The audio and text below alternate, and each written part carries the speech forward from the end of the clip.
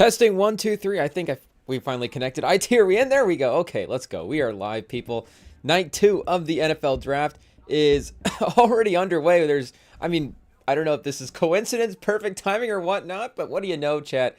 The Colts are about to be on the clock for their first pick of the second round. So just in time to watch that. And I don't even know if the NFL draft is the best place to start because the play-in games, Pacers-Bucks is about to fire up underway here in just a second, but the Magic, chat, game 3 at home, are making it interesting with the Celtics, and Tatum is back as well too. I'm trying to remember if I thought they said he was going to be out for this game, but it does look like he is out there, and the Magic are up for still 9:48 left to go in the second quarter. So the game is just getting started, but the draft not getting started, and neither is Shedeur Sanders' NFL career, chat. It hasn't gotten started quite yet. I thought for sure, the draft started an hour ago. I thought for sure Shedeur Sanders would be, Dallas right here at 44, chat. Let's see it.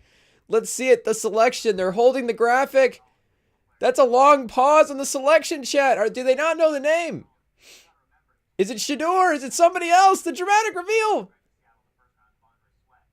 No, it's not. It's not Shedeur, chat. It's some edge from Boston College. I don't know if they wanted to wait to pan to the Dion family. I don't know if they're gonna be on camera at this point, but again, we will wait and see where Dion is at. And this is why Chris Ballard is a better GM than we would be, chat. As much as we want to clown him for some of the things that he would some of the moves that he would make. We were talking about, is Will Johnson going to be on the board at 14? Is Mike Green going to be on the board at 14? These are guys that we have high up on our wish list, chat. Maybe the number, I think we said yesterday, the number 1 and 2 guys on our wish list in the first round were Will Johnson and Mike Green.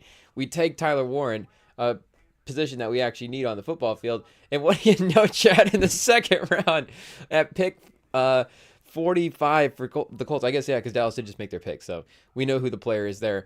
At pick 45 for Indy, the graphic hasn't moved yet, but we know that Will Johnson and Mike Green are both still on the board. So he definitely has again, maybe, who knows, the better NFL careers. Maybe we can look back and, hopefully Tyler Warren at this point is as good as any of these guys. But not saying that, we don't want him to be, obviously, for the point of, I guess, taking him over Mike Johnson and Will Green. What are the guys' names? Will Johnson, Mike Green.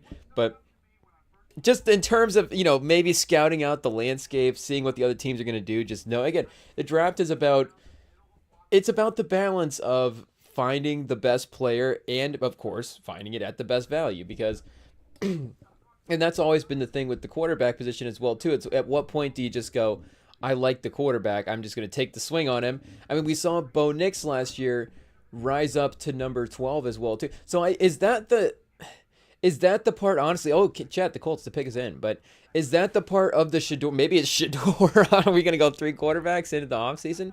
And our third quarterback's going to be Shedeur? I'll take it, chat.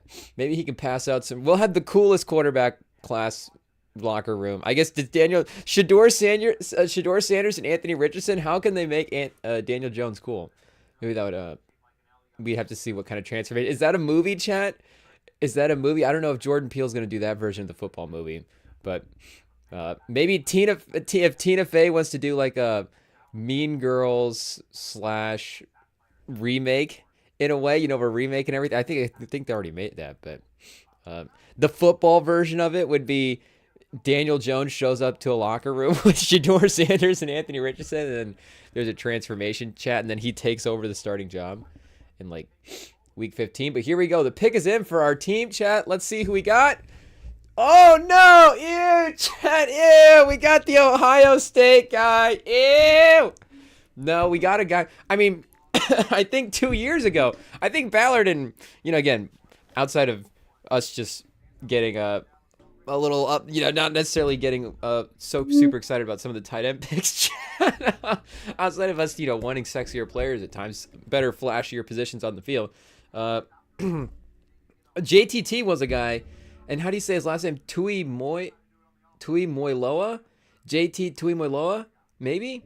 But he was a guy 2 years ago. We thought that there was a stretch where him and Latu were both the best edges in college football. So I don't know if Ballard stopped watching college football after week 6 of 2023. But Latu did show some stuff as a rookie last year to be a productive defensive lineman in the NFL. And like we were saying, JTT is one of our defensive linemen that we really valued, especially in this range. Maybe, I don't know, him over Mike Green is a little tough, chat, but I do think that the career production for JTT is obviously there. And shout out, he's a great player. It's just, unfortunately he had to end up at a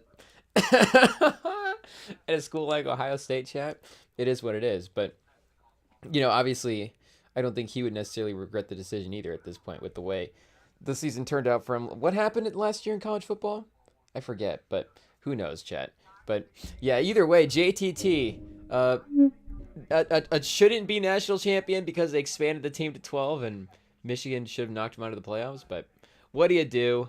Sometimes college football playoffs, Ohio State, they have the number one. Do they have the most expensive NIL team? I think they might have last year. It's either them or Michigan. We're both out there spending. So, and I don't know if, you could, there's obviously other schools like Texas and all these other schools are going to be spending as much too. But I was seeing actually, there was a post about like a school evaluation chart of ranking all of the, I can't remember exactly what it was either. I don't know if it was NIL evaluations or the budgets. Maybe it was the NIL budgets or just the school valuation. Who knows, chat. Some money figure to go with the school's athletic programs. And of course, the schools that we all expect are up at the top. And then, like we're saying, you see how Michigan was able to use some of that NIL money to swing the top prospects this year to get that quarterback.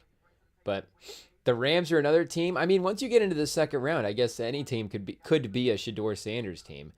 And I guess, there's like the 3 tiers of teams that he could go to. Like we're saying, there's, if, he was going to be a first round quarterback, there was maybe ends up on like the rebuilding team, like what if and I guess he still could go to the Cleveland Browns, what if he, I guess, because Schlaw has already gone over him as well too. Schlaw went to the Saints already at this point in the draft. So, and like we were saying, they were, targeting Jackson Dart. So I don't know if there was something there as well too with the Saints, but that they went with the more experienced guy. They have Spencer Rattler too. So I don't know, Spencer Rattler, Tyler Schlaw, competent. And don't count out Jake Haener. Is that the right guy? I don't think he can, he was out, well, maybe we can. I don't know. I would have to go back and look up the Jake Haener fantasy numbers, but yeah, you'll have that. And if he's even on the team anymore. And I guess if Spencer Rattler's still on the team. So Derek Carr, Jake Haener, Spencer Rattler, and Tyler Schlaw. The most stacked quarterback room in the league. What's more stacked? It's either that or, like we were saying, the potential Daniel Jones, Anthony Richardson, Shedeur Sanders combo as well. But the Jason Tatum 3 chat, now the Celtics are back up 1 with 4:50 left in the second. So Tatum was 16.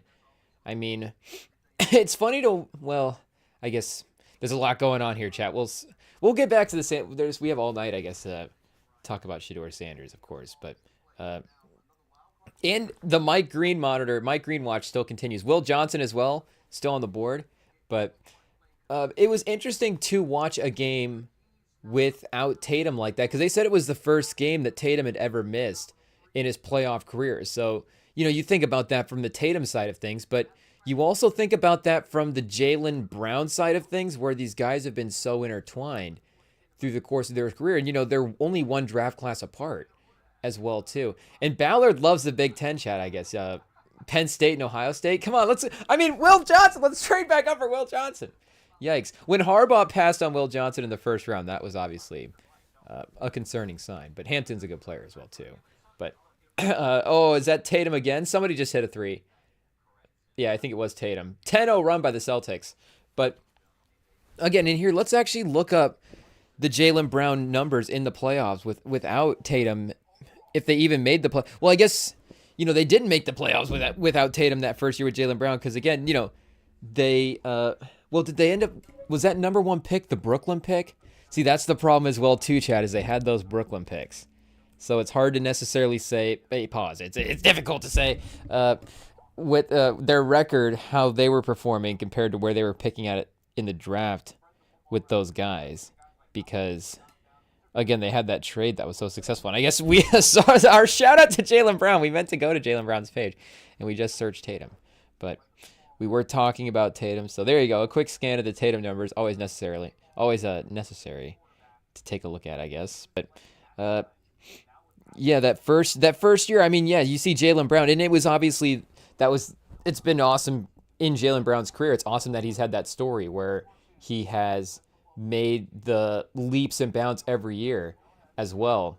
And Lou Amaruno, the defensive coordinator for Indy, is definitely going to be exciting as well too. So, I mean, you think about his ability to coach up I mean, Hendrickson and Hubbard are good players as well too, but the way they're able to get good pressure there on Mahomes at sometimes, and again, you just like Hendrickson, such a relentless pass rusher that I guess he's going to be good at any system. The Rams go Ferguson, the tight end out of Oregon, with their pick. Again, could that have been a sneaky Sounders team? We've got the Raiders at 48 in 2 picks, so we got Cardinals and then the Raiders. I guess they're going to be in Shedeur watch because again, we're in the second round, so it's a different spot. But yeah, anyways, you see the Jaylen Brown story is obviously, again, the development, but the developmental process through the course of his career and the leaps and bounds that he's been able to make, where by, year 4, 20 point a game score, and then when they're winning the title over these last handful of years, peak of his powers, mid-20s, he's in that 25, got up to, I guess, more like 23 to 24 point range, but he had a 20.6 season in there as well, too. Only one All-NBA for Jaylen Brown. Shout out. But, yeah, 16, 17, Boston, 17 playoff games for Jaylen Brown, 12 minutes. But again, you see just the type of player that he was. 5 points a game. He's getting 4 field goal attempts a game on that team. Still, again, like you see a valuable rotation guy. Do we need a little refresher? Okay, yeah, so this would have been the Isaiah Thomas team. Avery Bradley, Jay Crowder, Horford, Smart, Olynyk, Amir Johnson, Jaylen Brown, Rozier. I mean, that's just a Danny Ainge all-star roster right there, Chad. That's just you're like, Ainge just loves all these guys. Bradley, Crowder, Olynyk. Did Amir Johnson follow? Is Amir Johnson on the Jazz right now? He might be. I think he might be called up from the Big Three or whatever league he's in to the Jazz next year at some point. Maybe like a Cooper Flag mentor, Amir Johnson. Shout out. Hopefully there's not some stories that we're not forgetting about. But Jonas Jerebko, I mean, James Young was the early draft pick as well, too, I guess maybe the year before on that team. And then Brown and James Young. The what if of James Young would have been fun on this team as well, too, because you could have played him and Tatum and Brown together all at the same time. And again, it's very realistic that they could have had all three of those guys. Like Brown, you see, I mean, and especially with the way the NBA has evolved, too, over the last handful of years, where Tatum enters the league, you're thinking, and Will Johnson off the board to Arizona, chat. Let's go. Jonathan Gannon. Will Johnson's got that fire in his gut. He may not have a tendon in his knee, chat, but he's got a fire in his gut. That's what counts. Jonathan Gannon, you love to see it. You're getting, I mean, Will Johnson will make a Pro Bowl in his career. We're locking it in, chat. He's going to be awesome. And you're going to be like, well, the medicals. I mean, we pulled up the report that said 73% of players returned to full health. So I don't, 3 out of every 4, and one of them's one of them could be Will Johnson. One of those 3 could be Will. You got to take Will Johnson, chat, at those odds. I don't know what the football analytics say for these GMs, but again, with Jaylen Brown in that spot, you see this was really. Because, again, Tatum has literally never missed a playoff game, they said. So I was like, well, I guess we don't really have to go back and check the stats. Because if the Celtics missed a playoff game, then Tatum obviously, there was no game where Jaylen Brown was just like a solo game in the playoffs without Tatum. That was literally the first time that we saw it. And Jaylen Brown, again, at this spot in his career, he's the best player. Like, we haven't seen a playoff game where... Again, and we have seen playoff games, I guess, where Jaylen Brown is the best player on the court. Make no mistake. Again, the man won, finals and conference MVPs and stuff like that. Like, he's been awesome. But the game plan, strategy stuff, the sort of we walk onto the court and who's the de facto best player, like Jaylen Brown has never really been in that situation as a lead playoff guy. So at least it was fun to see as well, too. And then you see kind of Tatum step back in. And it was, the Celtics, it does display... the talent on the roster as well, too, because there is ability for, the other guys to still, I mean, you're not going to win the title with, you don't think with Derek White and, Peyton Pritchard and these guys creating buckets for themselves, at some point there's going to be a limit to that. Again, could they go to an Eastern? Could this team without Tatum be in an Eastern Conference Finals? I mean, it's not off the table. So Arizona has Walter Nolan and Will Johnson, chat. That is Gannon who tweeted that out? Gannon having a nice draft so far. Victor Williams, shout out at the Philly Pod on X, I guess.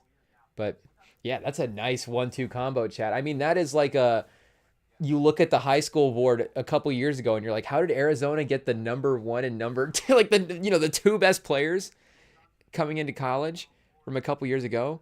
Hey, entering into college, however you want to say it. But yeah, and then you see, Tatum, there is a little one-on-oneness that he does bring to the game. You do see him tend to, you do see him more some of the ISO stuff. And again, not that Jaylen Brown is not an ISO level player as well too. So maybe it goes more to like, you don't, since you don't have one of them out on the court, when Jaylen Brown's not on the court, then you don't have Tatum on the court. So the ball movement stuff looks a little bit different, but, and again, not that it's bad, obviously, we're not sitting here doing Jaylen Brown, Tatum storylines now that Tatum has missed a game. I'm just saying it was a fun dynamic to see. And then, because again, just like, even the hypothetical basketball stuff of it, where we would never want to, and not even talking about the team building approach, where we would say like, could Jaylen Brown run his own team? Like, do we want to trade Jaylen Brown? I guess is what I'm saying. But just the hypothetical, we think of these guys, they're standing in the league. Tatum, he doesn't know which guy to help up, chat. Cornette and Horford were both on the ground, and he went 2 hands for both of them. Hey, pause. But trying to help both of them, and then just, I guess, went to Horford first, and then Cornette after that. So yeah, I think Cornette was already on the ground. Horford flew in after the play and tripped over Cornette. So I think Cornette felt bad. He's like, hey, you got to help Horford up first. And then, oh, and Cornette, maybe a bloody nose situation. That's probably why he might have stayed down. And they've got the little score in the corner for Indiana, Milwaukee. Milwaukee down 2 at home, chat. Uh-oh. They've relegated that game to ESPNU. The NFL draft coverage is over this Bucks-Pacers game right now. It's tough. And shout out to this draft coverage. I don't honestly know which one we tuned into because we're on the ESPN app right now. And I don't know if we need another ESPN Plus rant out there, but I don't really understand the point of ESPN Plus. Like, none of this stuff is branded as ESPN Plus content. And I get maybe they're going away from it as well too. So, what do they want to start investing on there? But again, just as a concept of what the app is supposed to be like, why is there not an ESPN Plus? And I get that, again, I can watch the game through the draft, but it becomes again, what am I paying for at this point? Like, I can have the ESPN app and still, I'm signed in through my TV provider watching this cover. It's like, why am I paying for ESPN Plus if I can't watch the draft through my ESPN Plus subscription on the app? And maybe and sometimes I feel like the ESPN app is not like the cleanest. The TV app's not the cleanest. Maybe some of the techie, I don't know. Feels like sometimes some of the logins, some of the, your account here, it can mess up a little bit, but make no mistake, I'm not saying our credit card is the easiest one to work with either, chat. So, we haven't been perfect on our end, but what's the point? And same with some of these playoff games, like, ESPN, like, why isn't there just not even an alternate broadcast, like just an ESPN Plus subscribers? I get it as well to some of the primetime stuff, maybe I would, if they get Rem and Sam in a board meeting at Disney, maybe we'd even argue about getting some of the ABC stuff on ESPN Plus as well too. It's like, it's on network, so it's not like the ESPN Plus people can't access this for free, so just put it on there, and then if you have ESPN Plus, it just becomes a benefit of watching. Again, I don't know what that does to the local stuff, but at least I feel like it's a viable idea. But like, there's just, and even an alternate, like there's so many ESPN, at this point, what is the layoffs? Who do they have laying around? But there's just so many draft people, so many different versions of the broadcast that you can put together. And I feel like there just should be one saying, hey, yeah, if you have ESPN Plus, guess what? You can watch the draft through your ESPN Plus subscription. It just doesn't make any sense. But I don't know what's more confusing, the ESPN Plus or the Shedeur Sanders slide out of the top 50. Houston on the board. I guess Vegas passed on him. Should we double check? I feel like they would have sent fireworks off if Mike Green's still on the board, chat. I mean, Cincinnati feels like a Mike Green team, maybe. Didn't they go edge in the first round, though? So, here, let's double check that real quick. Yeah, that's right. They went Stewart out of Texas A&M. So, hey, not that you couldn't double up and have Stewart and Mike Green. Again, chasing down Pat Mahomes, chat. You're going to need the pass rusher guys. Oh, Houston traded into the Vegas pick. Okay. Yeah, we should be locked in, chat. Pick 48.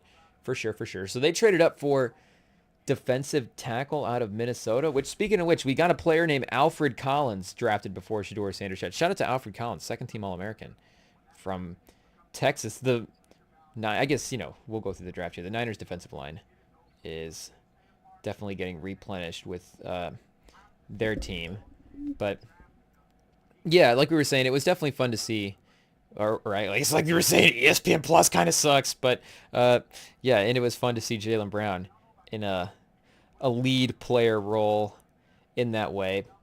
Because I'm trying to think, like, even the Steph Clay dynamic of it as well. Because, again, they get Durant on that team in the third year that team is running for titles. So they go that first year, like, Steph and Clay, I feel like, there's not really an injury between those two. And if there was, it would have been between Clay. Like, did Steph miss a game earlier in the playoffs? And Steph did miss some games versus Portland. He did miss some playoff series throughout that run, but again, I think Durant was there by the time he started missing playoffs games. So we never got to see, Steph's out tonight and Klay Thompson has to be the focal point of the offense in that way. I'm trying to remember, Chad, if we ever got that. And again, we still got games where Klay Thompson scored 46 and was the best player on the court and was clutch, and you are putting it into the Klay Thompson legacy thing as like, this is a reason why, of course, Klay Thompson is awesome. But just from a basketball geometry standpoint of it, of just seeing how the offense flows around a guy, was that? I don't know, chat, but just seeing how the offense works around a player is always just an interesting thing. And again, for Jaylen Brown, it's not like of course, if he ever got the opportunity, we would love to see it as well too. But we're not saying that we want to see that to break up this Celtics core. We're just saying that in the moment that Tatum was not available for a game, it was fun to see Jaylen Brown be in that limelight in that kind of way. But should we look at the draft a little bit, chat? Because like we said, almost to pick 50, and Shedeur's not on the board. I don't know if we need to do Shedeur Sanders watch, or if we need to do story time real quick as well too, because I didn't honestly know if there was even going to be a live stream tonight. This was about as close as I was to calling off a live stream, chat, because we did sustain a little overnight eye injury. I don't know if we need to say any more than that, but yeah, it was down bad, and it was not like, I guess you want to start going like pain level 1 to 10. It's not like the worst thing in the world, but it was just when it was the having it open, it was just the irritation, chat. And then it started to get to the point where it was like, to keep the one eye closed, like you have the other eye. And then I guess, Chad, we were just being weak about it at work. It is what it is. You're just looking for an excuse to get out of the restaurant sometimes. So, and I guess, you look at are we a little like Tatum going down in that game against, the Magic a couple nights ago, where Mizzou was like, get up. Like, I feel like we might be the type of guy at the restaurant where if we were if we were down on the floor for an extra second or two, you're like, okay, maybe something is actually wrong. Like maybe the guy needs to go. So we powered through the lunch. And of course it's like the boss it's a great restaurant. So the boss will pop in for lunch every now and then, make no mistake, chat. But it's like, oh, of course the boss is there. And like, I'm squinting just like a crazy person, chat, and like he probably thinks I'm baked out of my mind, just leaning and fading at this corner host stand over here, and it's just who knows if we're gonna get the Jamal Adams practice facility treatment from the Jets on Monday, I think, when we go back to work, and just we unlock the doors. Hey guys, what's going on? Why is our key card not working? They're like, yeah, so about Friday shift, that was not great. It's like, yeah, what do you do, chat? But hey, if the bosses are listening to this, hey, for one, smash that subscribe button, and welcome to the REMINGTOM universe. But yeah, we feel bad about But I feel like we got through. We powered through the worst part of the shift. So uh, outside of them maybe having to answer a couple extra phone calls, like maybe there's not too much extra work for them. And I guess how maybe chat. It's not a performance that we want to remember. I feel like with tape that will be painful to watch. But what do? You get up the next game and you just try to. I guess Tatum 7 for 12 in the first half. A lot of those misses too, just from three, which I mean, you know, shows his ability to just get to the rim. Some of the one-on-one stuff, uh, really attacking here. I guess the Seahawks could be a sneaky Shedeur team as well too at 50, if they want to make sure that he gets that, uh, qualification of a top 50 pick. But I was seeing on, people in the reaction as well too online saying that, and not to say that, and the pro Shedeur people, I mean like myself, like I mean Shedeur falling to the second round doesn't necessarily affect the way that I think Shedeur is going to play in the NFL, because again, it's like I feel like with the way that the conversation was already happening, there was some of the some of the stuff that was kind of tamed a little bit, some of the expectations maybe. So again, it's just kind of like, oh, we didn't realize how it was going to happen. And again, it just becomes a need thing as well too, where what run of teams need a quarterback who's going to, start taking that shot in the second round. Pause. But uh, I guess the thing again with Shedeur that is concern or not concerning, but is interesting to look at from the NFL side of things is a lot of these times, the quarterbacks do seem to get moved up the board more so than, I mean, obviously the quarterbacks tend to get overdrafted. I mean, it is what it is. You're going to take a quarterback higher in the draft. You're going to pounce on that opportunity quicker than some of the other positions, obviously, because of the value of that spot. And when you see the league not be in on a quarterback and not gravitate towards some guy, it really becomes a thing where, I mean, like we saw in the Kenny Pickett draft, where in the Steelers were the weird one in that Kenny Pickett draft too, where they are the only quarterback. They're the only team to take a quarterback in the first round that year. So who knows, Jeff? Maybe they're scarred from the Kenny Pickett draft, where they're like, oh, the Shedeur conversation, we'll just wait. And I don't think they had their second round pick either, so they might not even be in the conversation here. Maybe they're just waiting for the third. Maybe they're more of a Quinn Ewers team. But yeah, again, like you see in that draft, if the Steelers didn't take Kenny Pickett in the first, he might have been in the range with those other guys where Ritter and Malik Willis and I guess it was, and Purdy, I guess, ends up being in that draft later in that draft.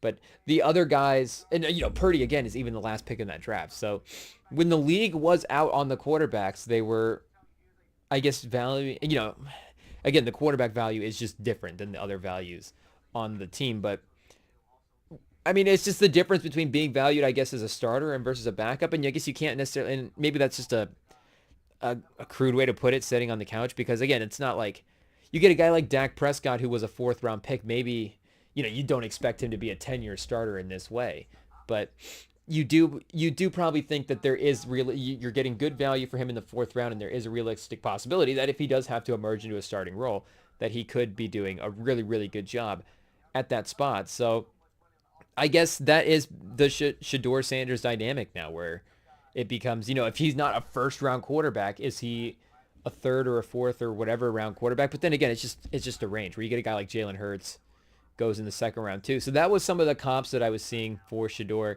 Again, not play style wise and whatever. Jalen Hurts is a more physical runner than Shedeur. Shedeur maybe a couple more line of scrimmage throws than Jalen Hurts. But with in terms of, the storylines and the people supporting and the mentality as well too, which I think was the thing with Hurts, that, and again, Hurts built like an NFL guy. Really, if you look at the tape, it's just was consistency stuff with Hurts, and was always a high level player at high school level. I'm pretty sure he was like a 4 or 5 star recruit. I guess, if we go highest, is a 4-star recruit, like a third, or who knows, chat. But regardless, always when he went into Alabama, he started as a true freshman. I remember, again, not necessarily following the high school hype at that time. I mean, I'd still watch, the Under Armour like All American game, and some of those stuff would be on TV, so you're throwing those on and being familiar with some names. But in terms of the full on scouting it, but I remember, true freshman, the hype for him was pretty impressive right away as well too, and just an Alabama quarterback is, he's going to be successful as well, probably in his first season, so that's going to help. But you do, again, just always a top level successful guy. And it's a different thing. Like you look at Hurts. Hurts is winning the national title versus Shedeur's 13-11 at Colorado. But then again, you put Shedeur on those Alabama teams. Just who knows? I mean, what did Jake Coker win a national title? Blake Sims was in a national title game. So, I mean, Shedeur Sanders could have been a little, little Bryce Young. That's a high comparison, chat. We speak very highly of the Bryce Young college career on the REMINGTOM pod. He's one of the more clutch quarterbacks that we've ever seen in our short watching days of, watching college football. But just again, the mindset, winning mentality stuff, where it did feel like Jalen Hurts was just a clutch player. He was just, and it's always a weird thing to when you start drafting based on the intangibles, but sometimes it's not bad. But the weird, like, oh well, is he like a find a way type guy? But then, like we're saying, Jalen Hurts was had some pedigree stuff, which is why Sam was always a big Jalen Hurts supporter as well too. Is like, hey, this guy's been a winner at every level. So, and he's almost in the same exact spot in the NFL now that he was kind of in college a little bit. And you see that stuff can play out in the same sort of way where, maybe you watch Shedeur and you would never say that. And, I guess say never. He was winning awards as the best quarterback in college football. But, maybe you're like, okay, there is a couple of college quarterbacks that we would rank above him. But if he was on a team like that, maybe the winning impact would be there equal to those guys. Like, again, like a Jalen Hurts-esque type thing where, and now, of course, after winning a Super Bowl, that pedigree is going to be at an all-time high for Hurts. All-time high. I guess it's at a peak right now for Hurts. Like, he could continue to win and can continue to build upon it. But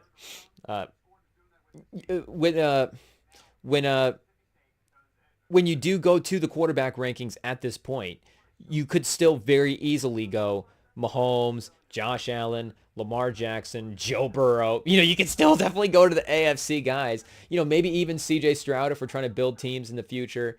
Jaden Daniels if we're doing the legacy stuff, ability to elevate an entire situation. Like, we could start moving Hurts down the quarterback rankings in a way that might not be respectful, again, to the way that he's able to impact winning. But you put him on the list with all those guys and in those tier because you're like, okay, he can still make the plays in the moment and he can still have the big games that we need him to equal to all of these guys. And of course, like we're saying, the season production, all that stuff, like he can be a consistent quarterback as well too. It just, it becomes the weird thing in our conversations that we can have where we get to the rankings and we get to the tippy toppies. I don't know, we have to pause here, chat, but you get to like, okay, the 1, 2, 3, and you get to signing a numbers to guys spots. But, and I think, the REMINGTOM pod, we're pretty pro tiers on the REMINGTOM pod. I think we've also been very clear that Mahomes, has been in kind of a tier of his own in the quarterback ranking. So I think it's, it'd be pretty consistent with the way that we've talked about the position as well too. But again, it's more Hurts can be in that tier where the individual stuff that Lamar can do. And, Hurts has his own impressive talents as well too. Like, is Shedeur Sanders, is the stuff that Shedeur does the same stuff that Cam Ward does? But, also, what? Cam Ward didn't make the playoffs either, Chad. So if we put Shedeur Sanders on the Hurricane, like, is Miami missing the playoffs with Shedeur? It's very possible. It could all be the same. So, I don't, if Milroe goes above Shedeur, then I think, again, I could see it, chat. McCord and Will Howard, we start to get into head-scratching territory at that point. I think the league, if Will Howard goes before Shedeur Sanders, then the league is anti-Rolly. It's just what it is, which doesn't really, I guess, you say it doesn't make sense, chat, but who knows? Shedeur Sanders, the next guy on the list, I guess, for the NFL owners. But I gotta say, like, McCord, and this quarterback class is interesting. And there's some, now that, especially again, Shedeur is in the mix with some of these guys, like the late round quarterback prospects or maybe mid round quarterback prospects are kind of nice here. Because again, I still kind of, like, if Will Howard and Kyle McCord are going, and Shedeur is hopefully not going to fall to like the, day 3. But if those guys as day 3 picks, maybe 5th or whatever round, I'm kind of in on, chat, for just some, like, if the Saints also pick Kyle McCord in the 6th round, if he was still there, I think that'd be a really good, or maybe, I don't know, like what would be like, maybe like the Cowboys or the, what do the Bucks have as a backup type quarterback situation. The Seahawks, like we were saying, those teams that's like, do they want to take a quarterback? Do they want to take Shedeur now and start setting themselves up for the future potentially in that type of way? But those are also teams that I think are in the mix for taking some of those late round guys, which could also just be like, and again, maybe this is the part of the Shedeur is like, oh, the personality thing of it, but the personality comes with talent, Paul. Like it kind of goes hand in hand. Like we're not talking about, and with all due respect, I mean, this is about as pro of a Cam Newton pod as you can get here, chat. I mean, I was literally talking with, shout out again to the boss that let us go early today, chat. I was talking with him the other day about the draft, and we were talking about college quarterbacks, and I was literally saying that, we were talking that Cam Newton's like probably had the best. I mean, it's again, it's not a hot take, chat. That's how good the season was. It's one of those all-time seasons that it just goes up there. And with all due respect to Burrow on that, like, if you put Cam Newton on that 2019 LSU team, you're telling me that team's not going to be dangerous, chat? Like, I'm literally just shaking thinking about it. It becomes a different thing, Burrow's ability to have, and not, he's not like Peyton Manning with the quick decision making. He can extend the plays a little bit, shout out Peyton Manning. But, just Cam Newton in that offense would have been insane. And just, I'm going to say more deadly than Burrow because of the way he's able to be the dual threat guy. So, again, like, I think it's pretty, consensus is tough, but it's a majority of people, I think, that think, that are obviously value that Cam Newton season.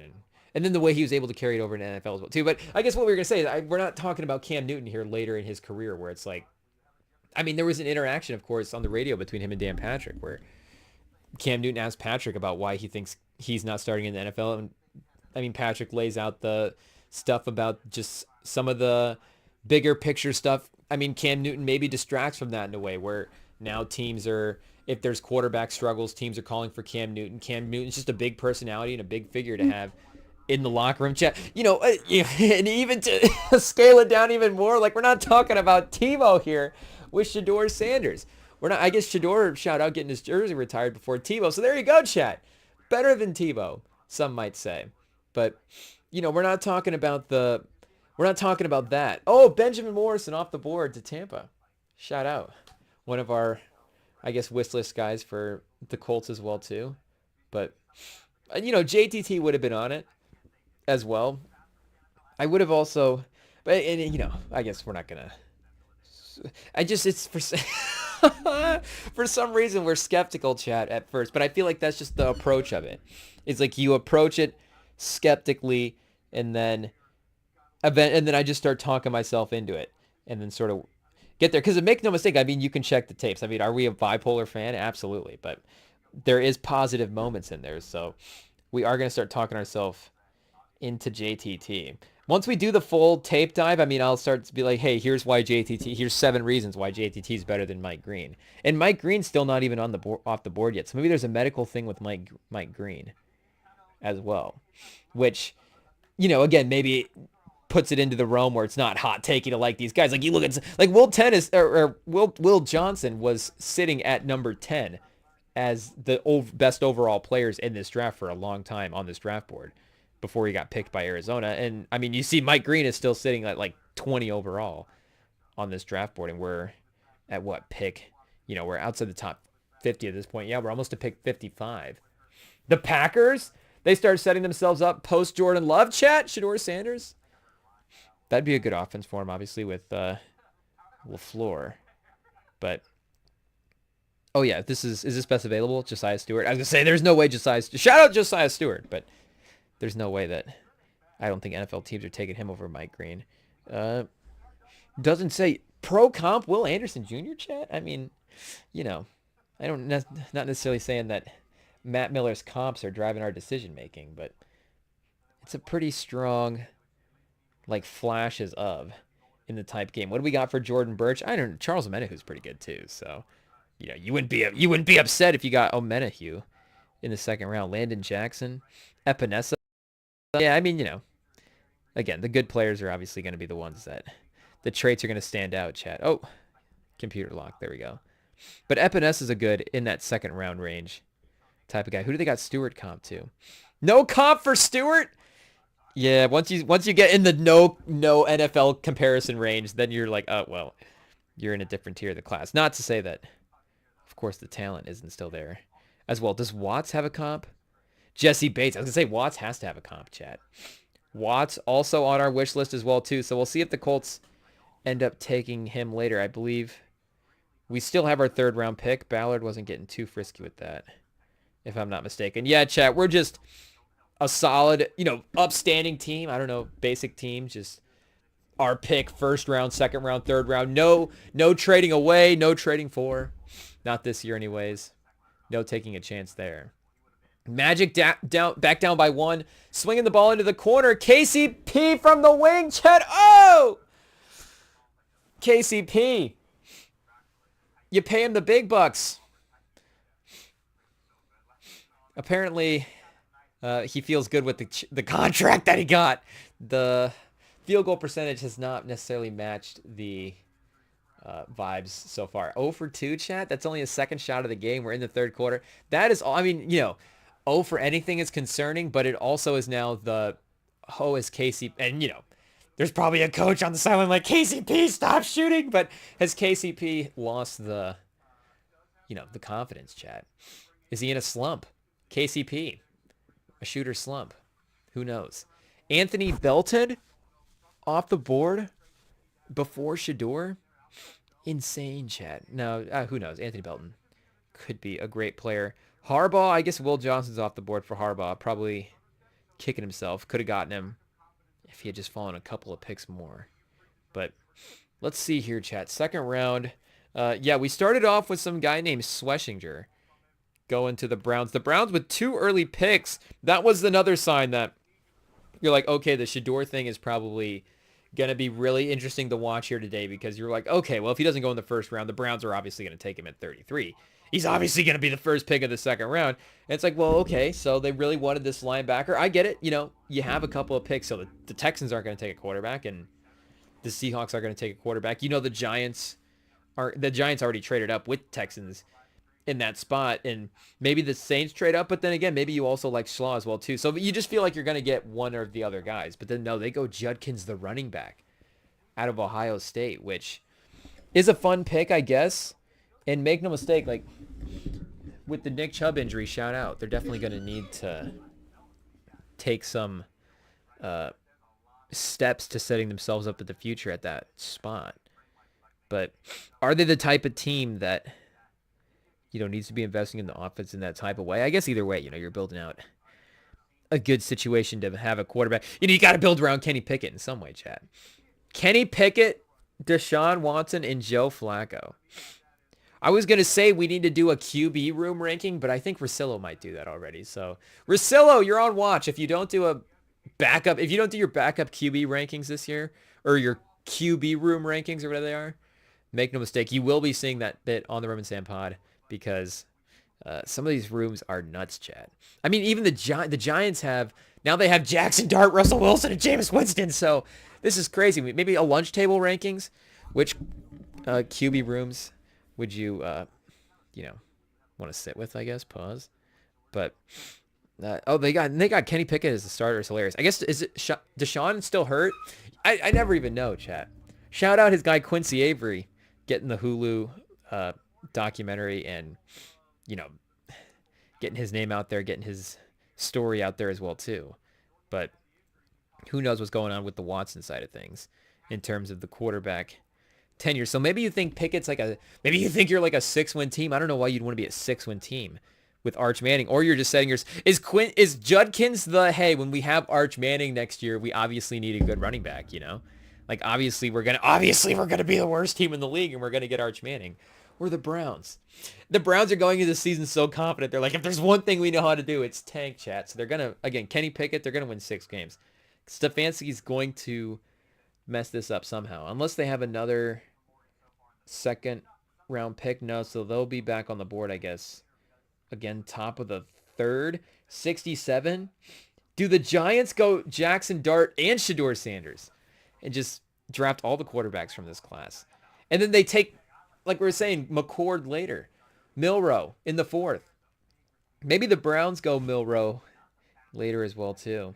I don't know. I'm in a weird spot with Milrow. Hey, yo, pause. But because again, like we did watch a couple seasons of Milrow. It's not like we don't have tape on him as a quarterback. And again, the other thing with a quarterback as well too is it's not just you have a full season tape or whatever. It's we have, and treading lightly here, chat. Again, we're pro Jalen Milrow. Michigan, we won the national title by taking down Alabama, so I'm not necessarily anti Jalen Milrow over here.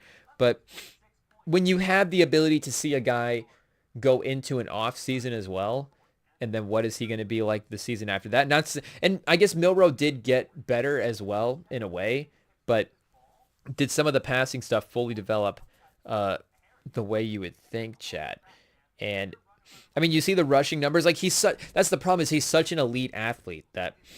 And again, is Hurts a fair comparison? Is Hurts just like best case scenario? He's just the new. If we take a guy in a second round and he's got good character, then maybe he turns out to be Jalen Hurts. But with Milrose, like he's such an intriguing athlete that I mean, chat, we're still have our Anthony Richardson stock. So obviously, we want to start talking ourselves into a guy like Jalen Milrow. But again, you just have a lot of tape of him as a thrower in college. That's a little bit.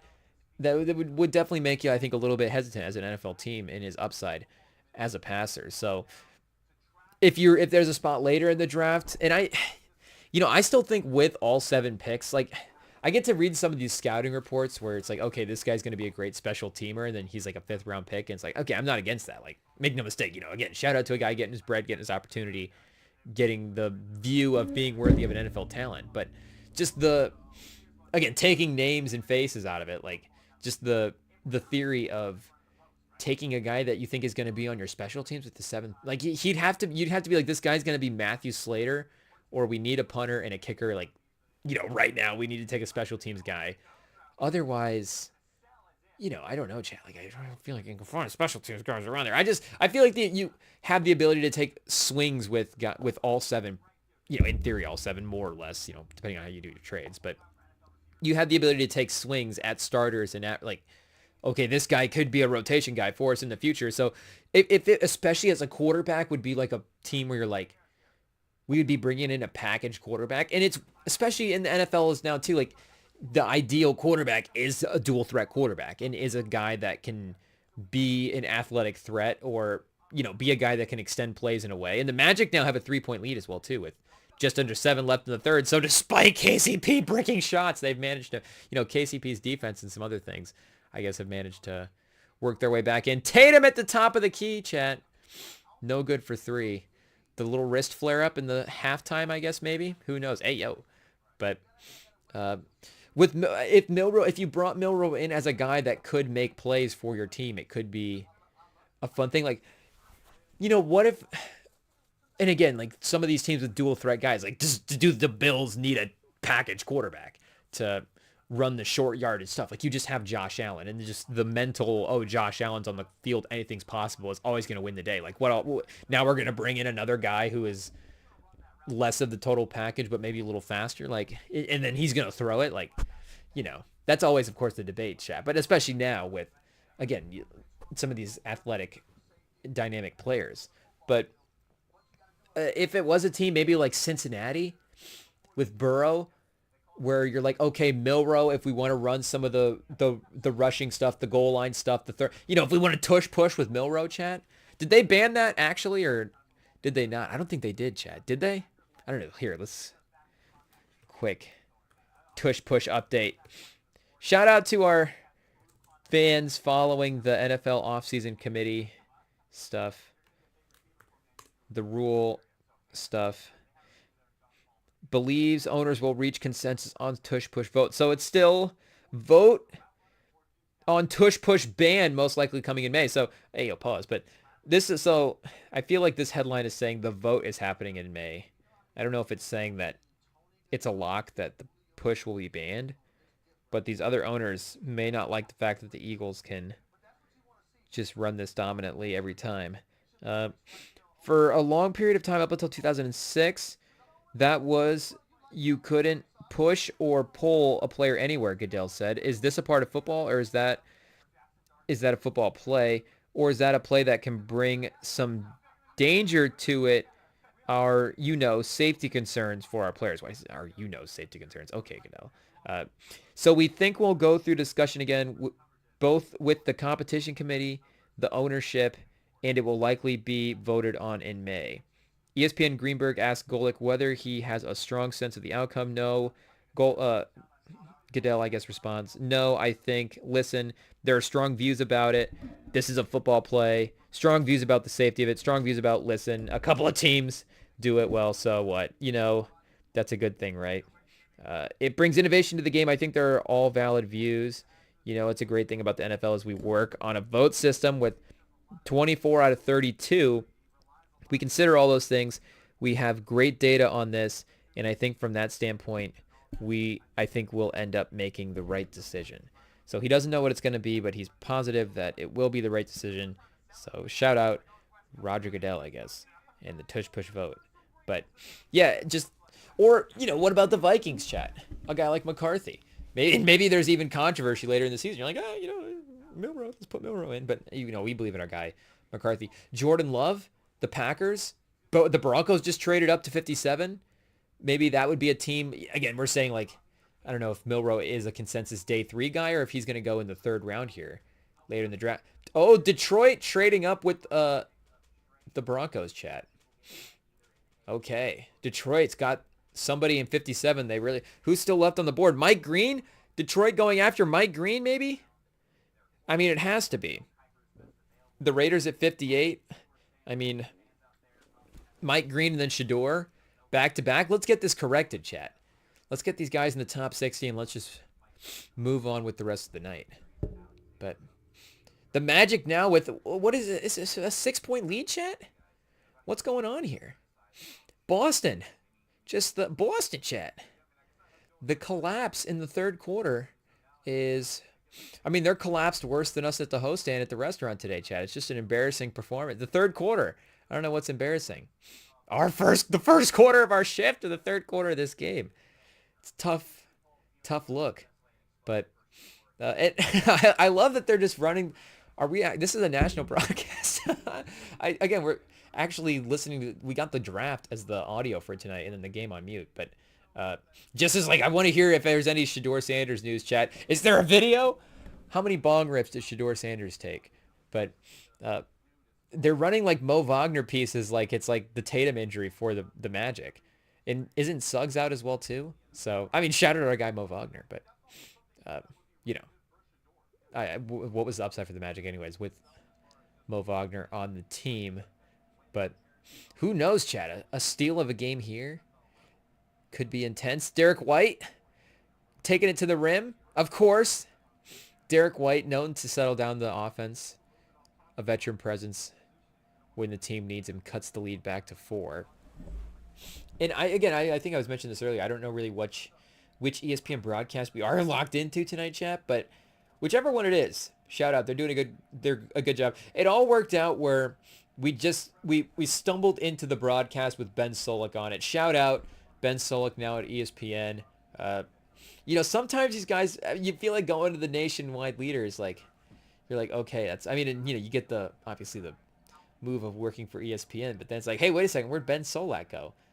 But now he's doing the draft coverage for day 2, day 3, and this whole crew is really good. They got Ben Solak, Harry Douglas, and then I don't know who the other. There's this guy's either a former. There's no way he's not like a former player or a coach or something, because especially with the terms that he's used, I think he's said for like 4 or 5 of these picks that, especially the linemen. I think he said that 7 of the linemen are going to get off on other guys. This guy's just throwing out phrases like he doesn't care. So he's definitely been around the sport in some way. But you've got him. Oh, and the Lions go with Tate Ratledge, the Georgia guy. That does seem like a little. Dan Campbell. That mullet was still there. He's like, if the mullet gets there to 57, we're going to trade up with the Broncos and take him. So there you go. Tate Ratledge next to Penei Sewell. It's going to be a fun, of course, already great offensive line. That's a nice pick.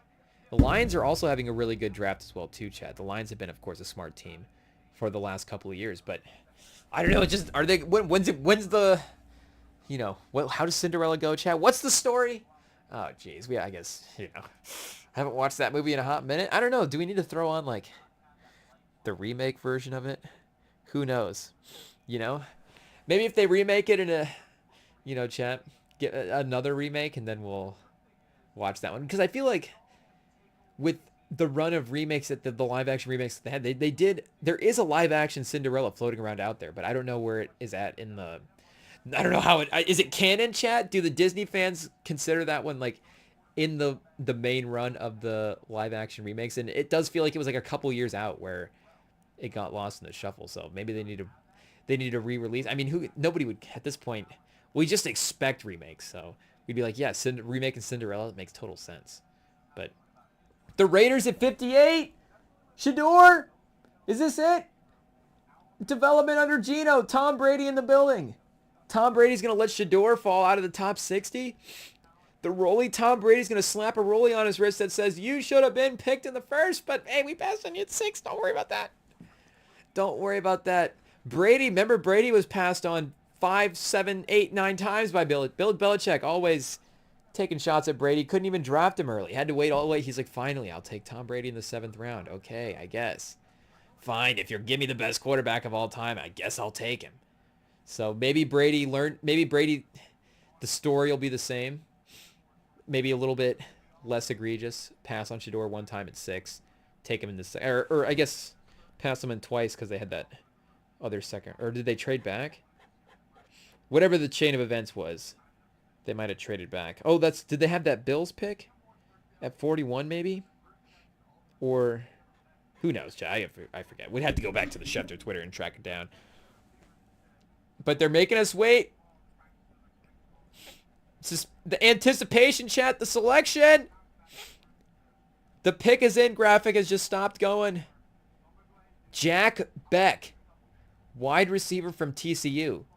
So maybe that's a Shedeur Sanders later in the draft. I think that's probably let's get Geno Smith some help, because of course they traded Devontae Adams in the offseason, chat. But Jacoby Myers, or not in the offseason, in the season, of course, to the Raiders, or to the Jets. But Jacoby Myers was pretty nice in fantasy for a second. Top 30 receiver, according to PFF. And Trey Tucker. I forgot about Trey Tucker. Oh, that's not even fair. Shout out Trey Tucker. PFF. Some of the analytics stuff, apparently not a fan. But I feel like he was kind of dynamic for him as well. Am I thinking of a different guy, chat? So Christian Wilkerson now competing for his job with the Jack Beck. 4 games with 100 receiving yards in 2024. Chat, I honestly... Oh, PFF is on it. Adding the picks in right away. Jack Beck right onto the team. Tyreek McAllister from Charleston, 2022. Yeah, Trey Tucker is 5'9". Yeah. He's the little speedy guy that I was thinking of. Jack Beck, 6'2", 215. What is this, like a Alec Pierce situation? What's going on? Who is this guy? Does Jack Beck have a girlfriend? Examining the wide receiver's dating life ahead of the 2025 draft. So, I don't know if Jack Beck maybe had like a reality TV run in there somewhere, chat. Maybe there's like a YouTube show about the TCU football team. Oh, chat, shout out. Seems like Jack Beck's had quite the story. So, shout out to the Beck and the Beck family. And, rest in peace to any lost legends, chat, that may have happened. But, yeah, that seems like a great character guy, chat. TCU, I mean, we have tough feelings toward the Horned Frogs, especially with some of the guys. I guess we don't know if he's like a transfer. That's the problem is I stopped watching TCU after that game, so I just don't know. Did he transfer in? Because he obviously wasn't the receiver that killed us in that game. That was he obviously wasn't the receiver that took us down in that game. He was Quentin Johnston. 2023, 8 games, 12 receptions for 146 yards was that season. Josh Hoover was the quarterback. Yeah, CJ, I just have no idea what happened this year. I totally started blocking out the Horned Frogs the last 2 years. 9-5. I was going to say, I did think that they had kind of a decent record this year. Who was their quarterback? Josh Hoover again, the improvement, chat. Is Josh Hoover a young guy working his way up transfer. Freshman. Oh, Josh Hoover, chat. 2nd or 3rd round next year. Keep an eye out, I guess, maybe. But him, let's see. Where's our guy Jack Beck? 62 for 1,009 touchdowns.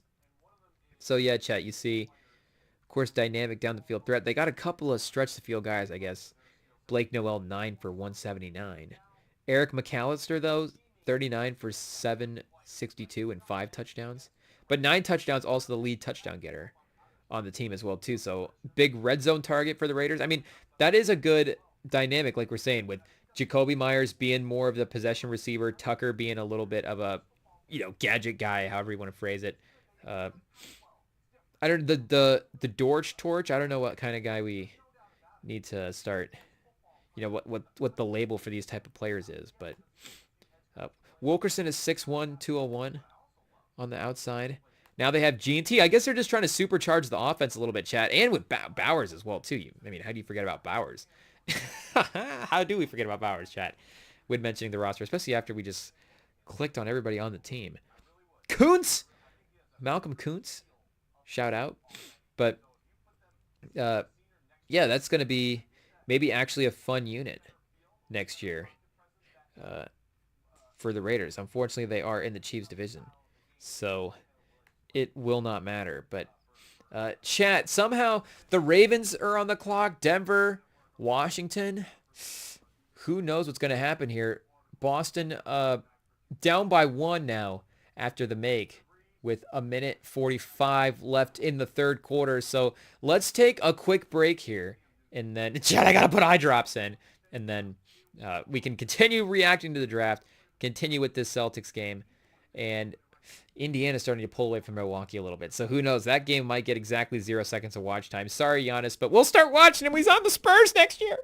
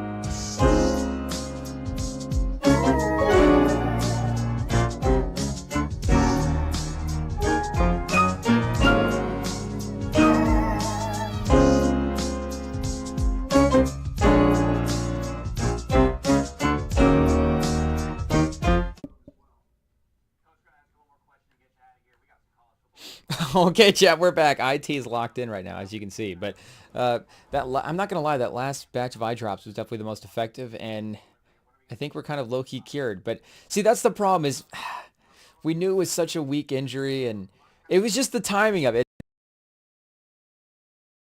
We'd been able to just like keep the eyes closed for a little bit longer, it probably would have been fine. But once we got home from work, I like a that's why I said I didn't know if it was gonna be a shift because I just went to sleep afterwards and was like, well, I guess we'll see when we wake up. But I woke up in time and boom, chat. I was like, okay, at least we can. I feel like we can power through. And then, like I said, now it's just like, a couple hours after waking up, we're almost chilling. Like tomorrow, it's gonna be fine. So, uh, not like we would have to call out or anything. But I guess not like we have to feel like we have to show up for corporate America, but I guess just us getting PTSD from leaving our brothers in the front lines. Chat, it is what it is. We're a team players. So speaking of team players, let's actually get into some of these picks, chat. Some good names as well too that we haven't mentioned already. We mentioned the Browns combo a little bit. I guess I don't. Is Schlesinger more of a pass rusher or more of a inside line? Ooh, standing up, chat. Bernard, that's kind of a fun comp. I do like Bernard. What do we got here? Former walk-on with a breakout season in 24. Most of the tackles in the country with 20. His reaction time, motor, and closing burst make him a sideline-to-sideline run defender, but he is an instinctive interior run defender too. Schlesinger locates the ball quickly, slips blocks to sift through traffic, matches up well with running back in tight ends in coverage, and he has the range to get depth in Tampa. 2 looks with 4 sacks and 24 sacks.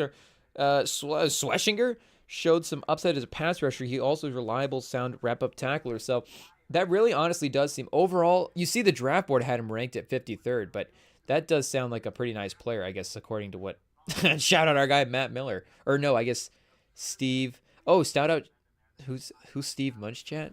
Who is this guy? I feel like that name sounds familiar, but let me see if we can get a Google search real quick on who this is. His big board? Okay. So not necessarily ringing a bell, but yeah, of course, at least a name in the draft world. But yeah, like we're saying, that's pretty much the full round of what you'd want from an inside linebacker. So you see him go first pick of the second round. Like he's still a highly valued prospect. But I feel like Cleveland as well too likes kind of those attacking players on their defensive line. They have, or I believe still have Owusu Kamara from Notre Dame in the lineup. So yeah, chat. And yeah, you see him being one of the better linebackers in the league. Absolutely. So they got him in the second round with similar with Schlesinger. So that does seem like a same kind of pick. Bush as well too. Hicks. So they got a stacked linebacker combo. I don't know, chat. Devin Bush is going to need to be fighting for a spot, I guess. Hopefully not. But let's see. Do they run a little... They go to the nickel package. Owusu Kamara, Hicks, and then bring in Newsome as the slot corner. So I don't know. I don't know if that's a weird positional need thing or what, but it does bolster the front seven either way. So, he's going to be an attacking player in there. And like we mentioned, Judkins as well too. I don't know. Is that almost just to prove a point? They're like, we're going to go linebacker and running back over quarterback. Just take the two, quote unquote least value positions on some of the payroll stuff. But Higgins was another sneaky first round wide receiver. Sneaky, I guess, first round, however you want to say it. But one of those like guys that not everybody would rank as like their favorite receiver in the draft, but everybody kind of sneaky loved Higgins. Everybody was talking him up a lot. And you see him comp to Nico Collins. I was going to say with the size 6'4", 214, that is a very Nico Collins-esque frame. And if he's got the same ability to sort of work, because the thing is, of course, Nico Collins is a great like down the field threat, and you can use his size to win in the jump ball stuff. But he's so good at working over the middle of the field as well too. And there's some of the in-breaking route stuff, and he's just such a solid overall receiver.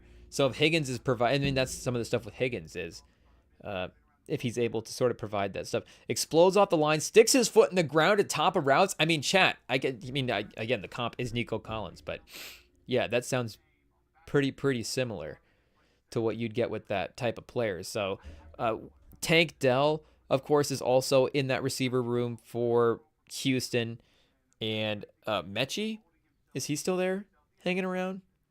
So Mechie's a little more of that kind of possession receiver. Yeah, 5'11". Of course, like we're saying, Tank Dell is a little more in that weapon range at 5'8". So you're bringing in Higgins, he can play. And they brought in Kirk as well, too. I forgot about that. Braxton Berrios?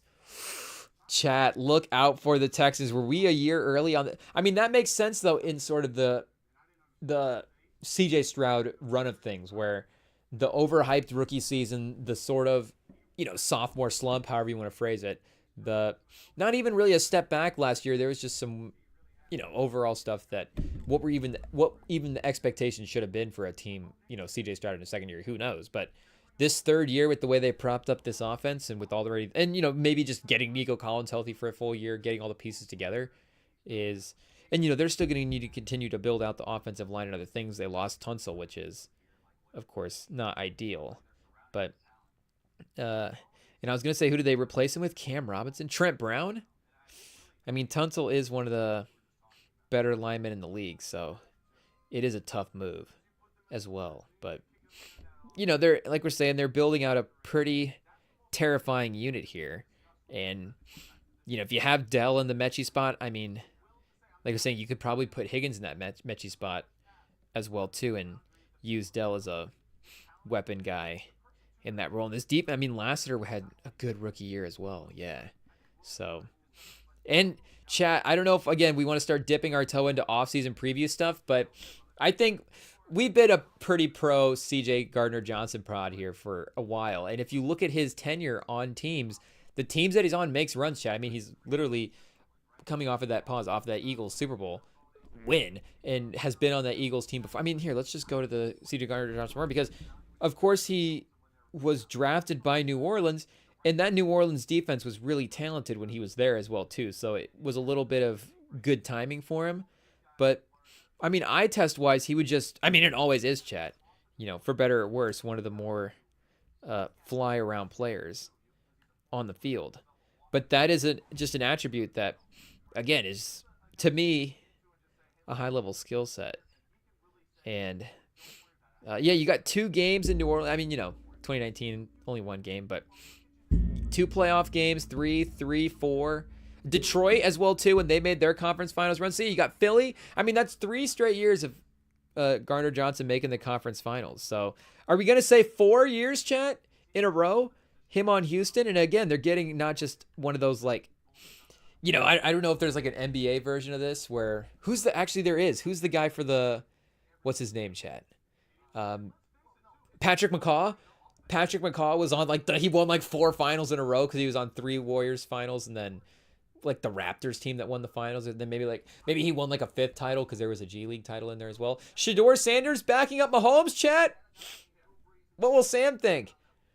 He's got Pat Mahomes to deal with, Shedeur Sanders, Jackson Mahomes, Brittany. Oh, chat, Omar Norman Lott, the defensive tackle out of Tennessee. Okay, not an offensive tackle, a defensive tackle, building out the defensive line. But I mean, Jimmy Ward has had big playoff games for the Niners as well too in his tenure. So definitely very, very scared of this Houston team as an AFC South rival. And the CJ Gardner-Johnson, like we were saying, it's not a Patrick McCaw situation where Patrick McCaw is like the 7th man on your team. Like Gardner-Johnson might have games where he's, best. They have stacked players on the defensive line, and Singletary in the secondary, like best player on the defense is, one thing. But again, could he be playing the best player? Could he be playing the best on the field defensively in a game? Absolutely, Chad. He's one of those players, which I guess is the long route to what we were saying makes him so special. Is there are games where he can be that, and I guess how many guys can be that in the league? Like, Chad, I guess we always, to be fair, I feel like we always, so it's not fair, but I feel like we pick on our own guys, to be fair. So to some of these other teams. But you look at like the guys the Colts got in free agency, and CJ Gardner-Johnson is probably eyeing these winning teams as well too. So maybe it's a different thing. But, and I guess Bynum actually, I think Bynum has had games where he's had like a couple of fumbles and a pick and been really disruptive. So I actually think he can be in that list as well too. So shout out Bynum. We were going to pick on you, but you've had a good career. So turns out we won't. So, just that type of guy where, whatever that, what we were saying, the Patrick McCaw level player is for defensive back. that's not CJ Gardner-Johnson, and he can actually, like, Patrick McCaw is, would never be a guy that you're like, is Patrick McCaw the best player on the court tonight? Shout out Patrick McCaw. But he could be really productive and really impactful and give you really solid minutes, but never quite that level of a ceiling. Whereas, like we're saying, Gardner-Johnson can really, and for better or worse, he can be, a high emotions player as well too. But definitely impactful, and definitely sets that Houston team in the right direction as they try to continue to build a great team. So good pick for them at 34 for sure. And then the Seahawks get Eman Wari, and now, I mean, the physicality of the secondary, chat, because you think about one of the things with a guy like him is, what position does he play on the field? Can we put him out there? If he doesn't have a label, chat, then can we actually play him?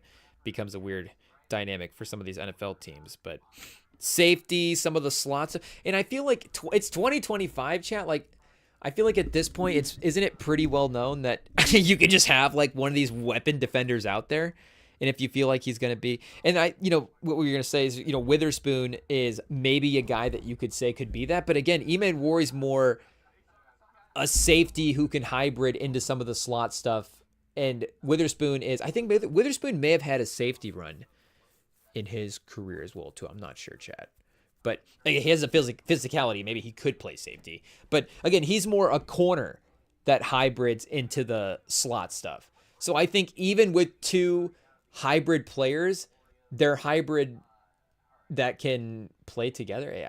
Who knows what we're saying now, chat. But in football ways, there are two guys that I think can have defined roles, but also you can move them around and use them in different ways. Like, I mean, Kyle Hamilton's that type of way, but again, Kyle Hamilton's like a safety who is hybriding in some of those. So you bring in Starks, who can actually play, more of a full-time safety role.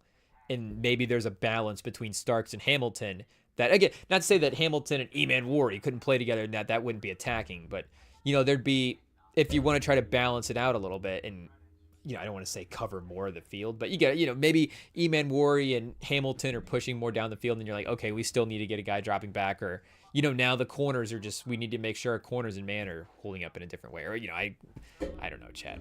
I'm just trying to guess how people would think about X's and O's, I guess. But, and of course they have a good corner rotation with Woolen and Job. So Witherspoon, Job, I'm thinking, who was I thinking of? Oh, I was thinking, shout out Job is probably good as well too. Josh Job, Alabama. Yeah, I like Job for sure. But I was thinking Kobe Bryant, chat. Do they still have Kobe Bryant? Or did he end up somewhere else? I still have some Kobe Bryant stock. The corner out of Houston. Yeah, he's not on the team, chat. I think he's a COBY Bryant. Let me see here if I remember correctly. Chat, even if you go, shout out Kobe, RIP.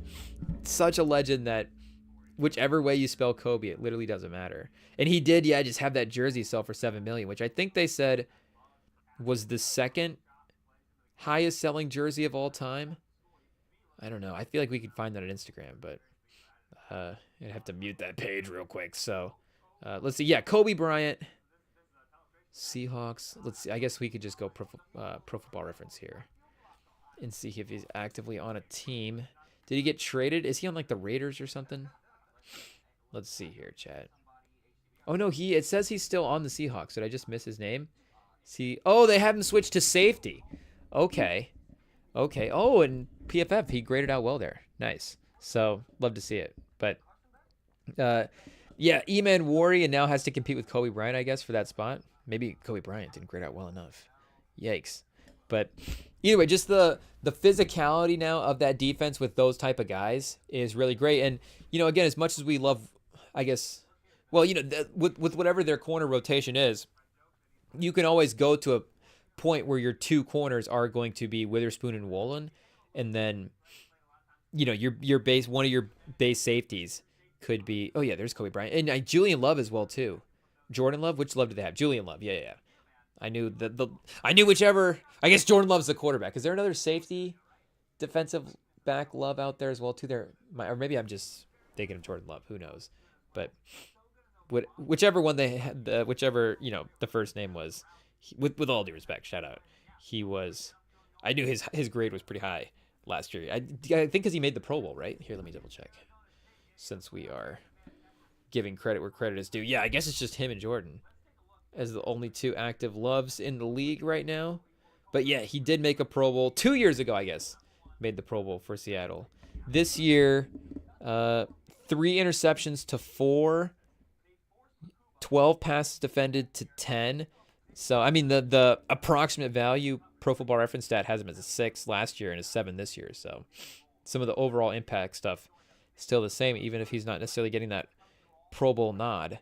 But shout out, I mean, like we're saying, Kobe's got versatility as well, too, I guess, if you want to continue to use. And if you're going to play those guys at safety, and maybe now Eman Warrior's taking more of a linebacker spot, Trice Knight, 4th round last year. Pretty good. Who do we got? Ernest Jones. That's right, Chad. We do like Ernest Jones here as well, too. He's a pretty good player. So this Seahawks defense, of course, continues to get pretty nice. Did they have another pick in the second round here? They did. They took Aurora, the tight end.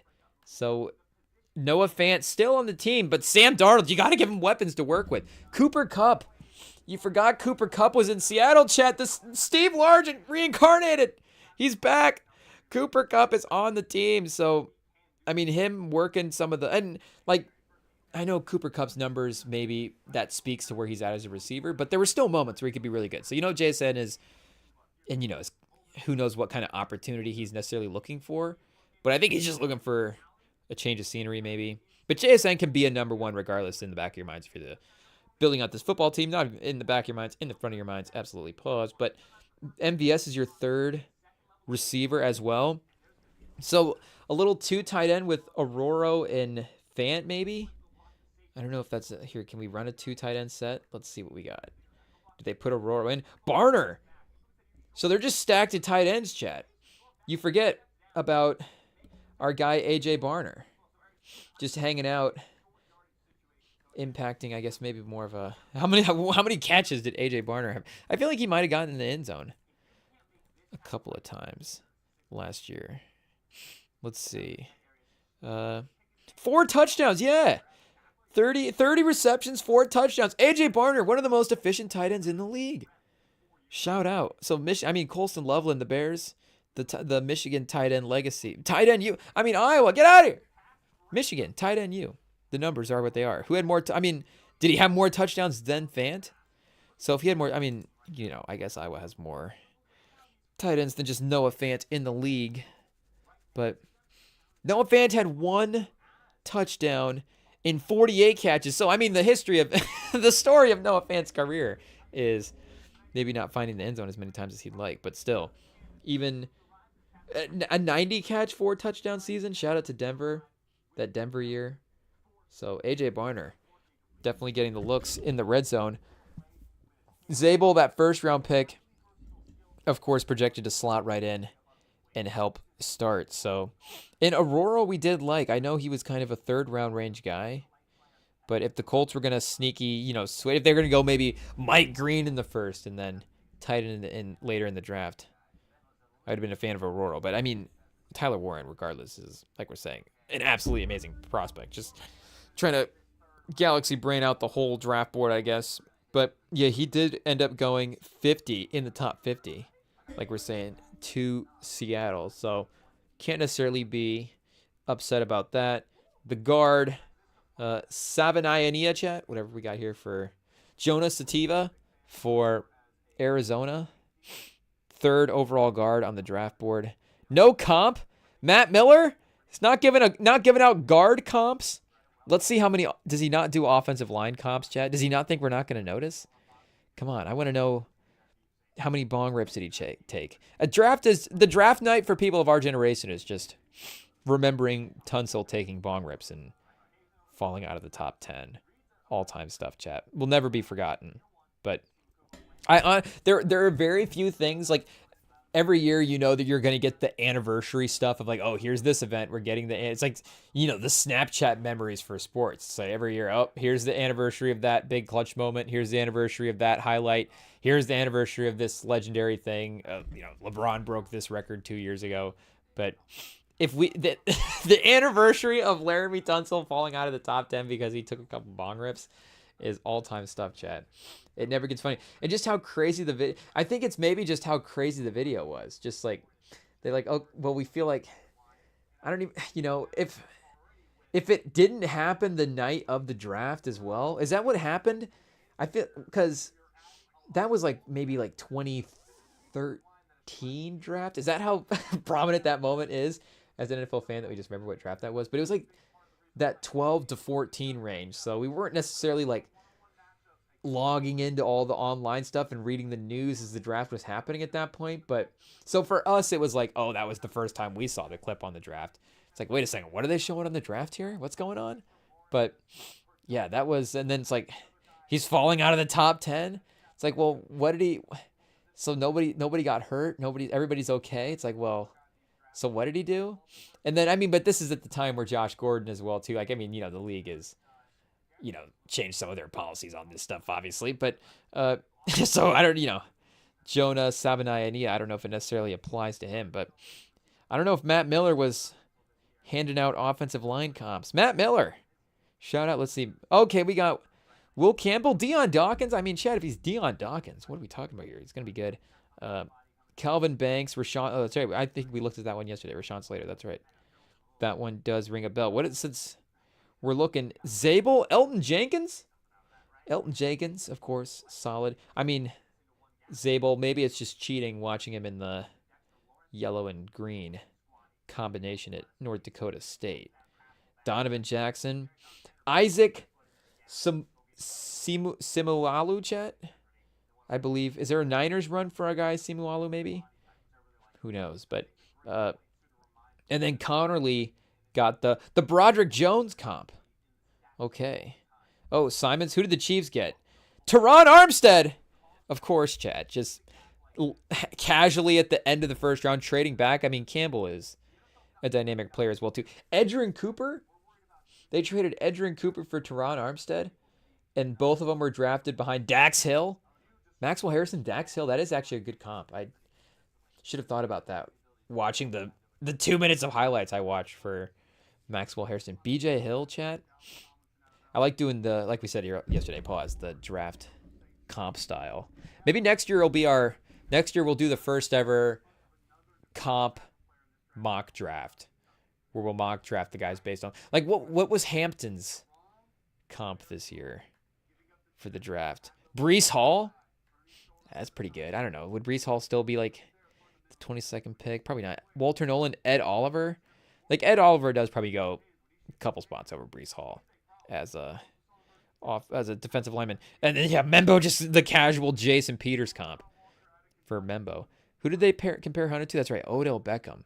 So, you know, would you take Odell Beckham or Jason Peters, chat? Jordan Love or Jason Peters? See, that's an interesting conversation. That is an interesting conversation, and I think in this draft, even with Membo's upside, Cam Ward was still, like we were saying, enough of a great quarterback prospect to still be solid as a number one overall pick. But even if McCarthy would have been easily, I guess, the number one pick overall in this year's class as well too. But yeah, like you were saying, Gene T, Kamara or Breece Hall. Kamara had better peaks. What Breece Hall's been able to, and again, Breece Hall's still earlier on in his career. Oh, computer freeze, chat. There we go. We're back. Carter was Micah Parsons, of course. The Penn State number 11 stuff. What did they give Mason Graham? Christian Wilkins. So Christian Wilkins, Micah Parsons, Kamara, Breece Hall. Tet McMillan is Michael Thomas. Chat. I don't know if that's favorable or not. I don't know exactly what the comps are there. Colson Loveland, Sam Laporta. I think Sam Laporta was a second-round pick, so shout out to the Bears. I mean, the Bears, this is going to be an iconic. They took a tight end in the first round. Shout out to Colson Loveland as well, too. He's actually a good pass catcher. Garrett Wilson. Yeah, that is it. Matt Miller, chat. On fire with the comps. I see, definitely. I mean, again, these are all compliments for sure. But you can see the flashes, absolutely. Alex Highsmith, okay. Malachi Starks. This is an interesting one, chat. That's right. Brian Branch. Okay, we're refreshed. I think we did comp corner pretty good enough. So a lot of the first round guys. Do we get a Shedeur Sanders comp real quick? Yikes, chat. The Browns pick is in. The Browns were at, what are we at right now? 67? TV screen's getting a little blurry at this point, not going to lie. But Orlando, I believe, up 5 with 4 minutes left as well. Indiana, oh, wait a second. What's that score here real quick? Let's go to that game real fast. Uh-oh, chat. One of the few times in my, I guess, something to be thankful for. One of the few times in our life we haven't been able to see the corner of the TV's got a little tiny corner. But we can look it up here real quick. Oh, chat, it's tied. I was going to say, oh, Giannis! They take the lead! Oh, chat! Giannis is bringing them back. Giannis has got like a 60, 20, and 90. I don't know what his numbers are right now. I guess 60 of the Bucks, 65 points. It is a possibility. Oh, Gary Trent! The Gary Trent Jr. game. But that's what you need. You need somebody to randomly step up. Lillard's 0 for 6. So between the two of them, they've got a decent performance. But Giannis 21, 10, and 3 in the third quarter, 8 for 10 from the field. The fact that he's only had 10 shots, Gary Trent, he's letting Gary Trent cook. Dame, 1 for 10. Yikes. It's just good to see Dame obviously back on the court, but 1 for 10 is brutal. Kevin Porter 0 for 2. Bobby Porter's 2 for 8. AJ Green 1 for 4.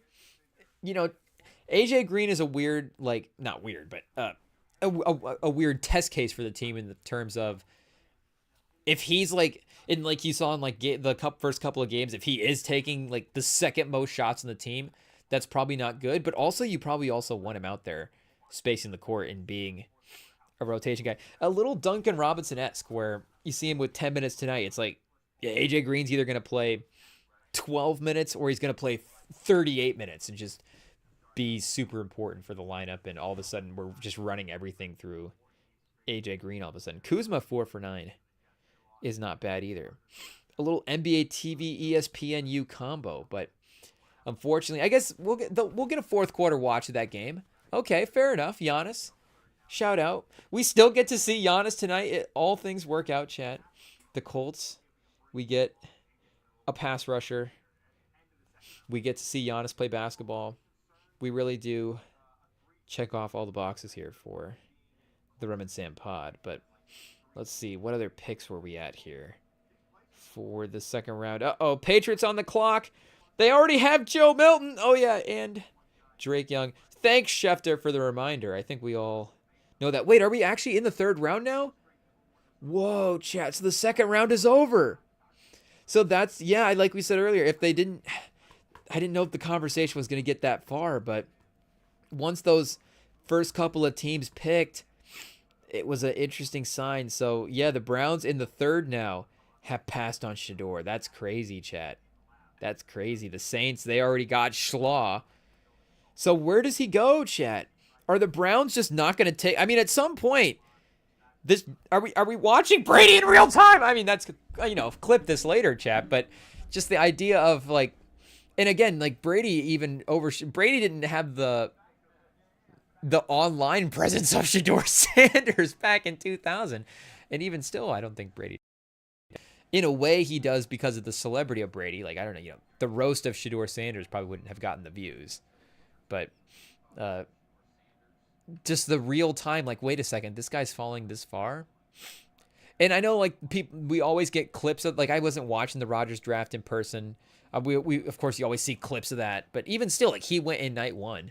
Manziel was just a crazy player where he's is a team going to take him one? Or what's going to happen? Not necessarily, I guess there is a contingent of people that thought that he was the best quarterback in the draft as well too, but again, more controversial than but not necessarily where Shedeur could have been the number one pick overall at some point if the storyline went out that way. And we're saying, is it going to be a Milroe, McCord? What's the class that he's in? Is another guy going to go over him? Because I think Schlaw, as much as that's it actually happened, it's still not totally surprising. It's surprising where the numbers have played out to at this point, but the order itself is still not jarring. Just the 4 names on paper. So, yeah, I mean, but we're saying, the Patriots, the Lions, The Saints. The Saints, maybe they just do go the 2 quarterback route. Like, the problem with the Lions is the Lions also like Hendon Hooker. So I don't know if we're diving into the quarterback. Sorry, Russillo, we're just taking the bit now.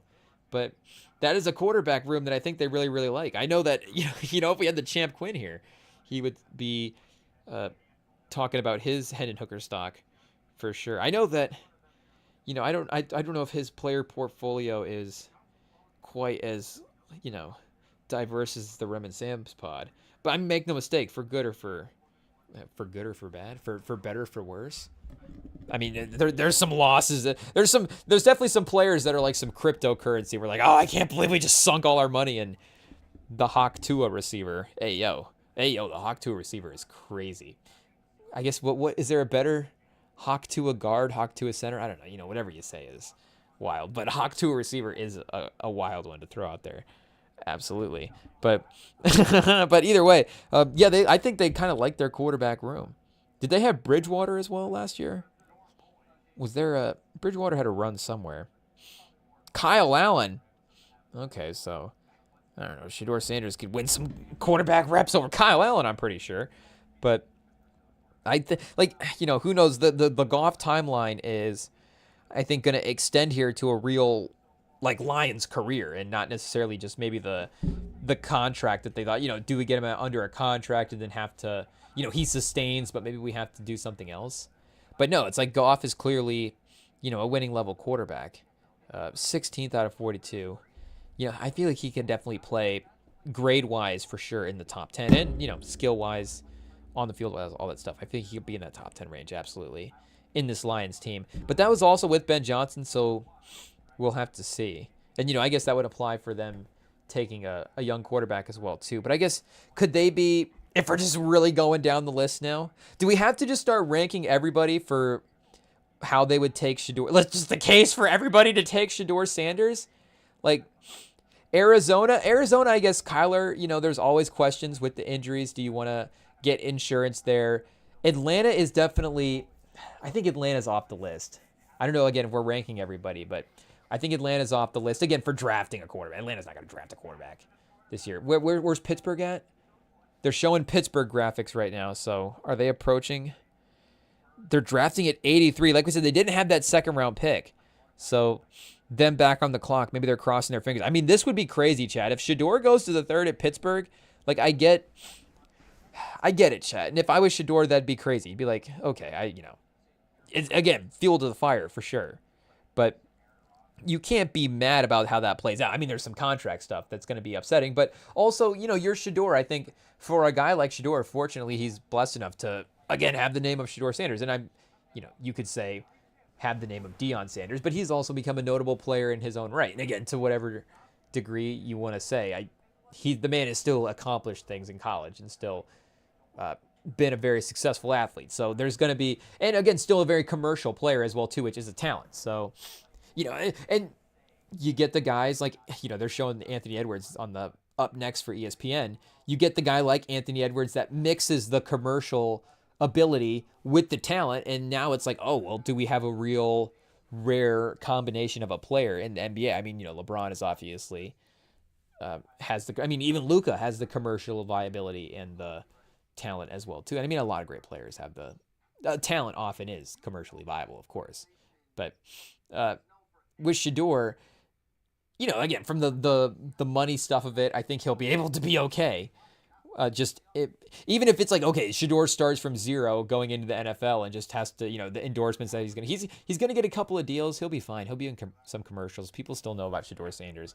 He'll still get a little bread, absolutely. So outside of maybe, again, New Orleans has got their guy, but Buffalo, Josh Allen is entering the peak of his power, so there's not like okay, what if we get really pessimistic and think about the 2-3 year run here? But Orlando has a 2-point lead with 90 seconds left, so we should lock in here real quick. We'll resume the Shedeur Sanders rankings in a second. Franz Wagner's isoing at the top of the key. Oh, Franz. He takes Porzingis off the dribble, chat. I don't know if there's any German, Slovenian, Lithuanian beef, but hey, there might be now. Franz, he's cooking Porzingis. Oh, was that who lost the ball? Pritchard loses the ball. Driving to the rim, chat. Turnover. Celtics. The Magic may steal a game. The Celtics aren't going to foul. They're going to play this out up 4 with the clock now just dipping under a minute. It's Franz, too, with the one ISOing and shot making at the end. The step back 3. That was an aggressive shot by our guy Franz, who I think has been in the 20s and 30s over the last couple of years, chat. But, hey, he's feeling it right now. Pause. Let's go to the box score real quick. We got to pull up the game. It is what it is. It's crunch time, chat. NBA playoffs. Oh, some Porzingis tumbling into the sideline. Or no, Derek White. Yikes, I don't know if anybody's mixed up Derek White and Porzingis, but I just said Porzingis was like tumbling into the Porzingis had what was it, maybe an elbow? That's what it was. It was an elbow to the face, and it had like a a bandage situation that had to happen. So if it's like, oh, is Porzingis just gonna have the run of just random, not like even injuries, but just gets cut up and bruised, and just like the random pause, but the random beat up series for a guy Porzingis. 3 for 10 tonight. Kristaps, Tatum, 12 free throws for our guy Tatum. But yeah, Franz has 32. 3 for 11. He wasn't even feeling it for 3. Franz, what are we doing? I get the Horford matchup. He didn't want to take Horford to the rim. Pause. Horford's moving his feet. He's like, I can't get past this guy, 40 years old. But, 11 for 24 in the game, and he's also got 12 free throws as well, too. 8 assists, 32 and 8. It's crazy. I mean, this is definitely one of those, like, maybe hardwood classic-y type games. I don't even know what that channel exists as now either. There's those NBA fast channels on, like, Pluto and Tubi and stuff. But I don't know. And I think Hardwood Classics is more of a show now than it is a channel, where they're like, okay, ESPNU from in the afternoon, they're running the Hardwood Classics. But they need to Pluto.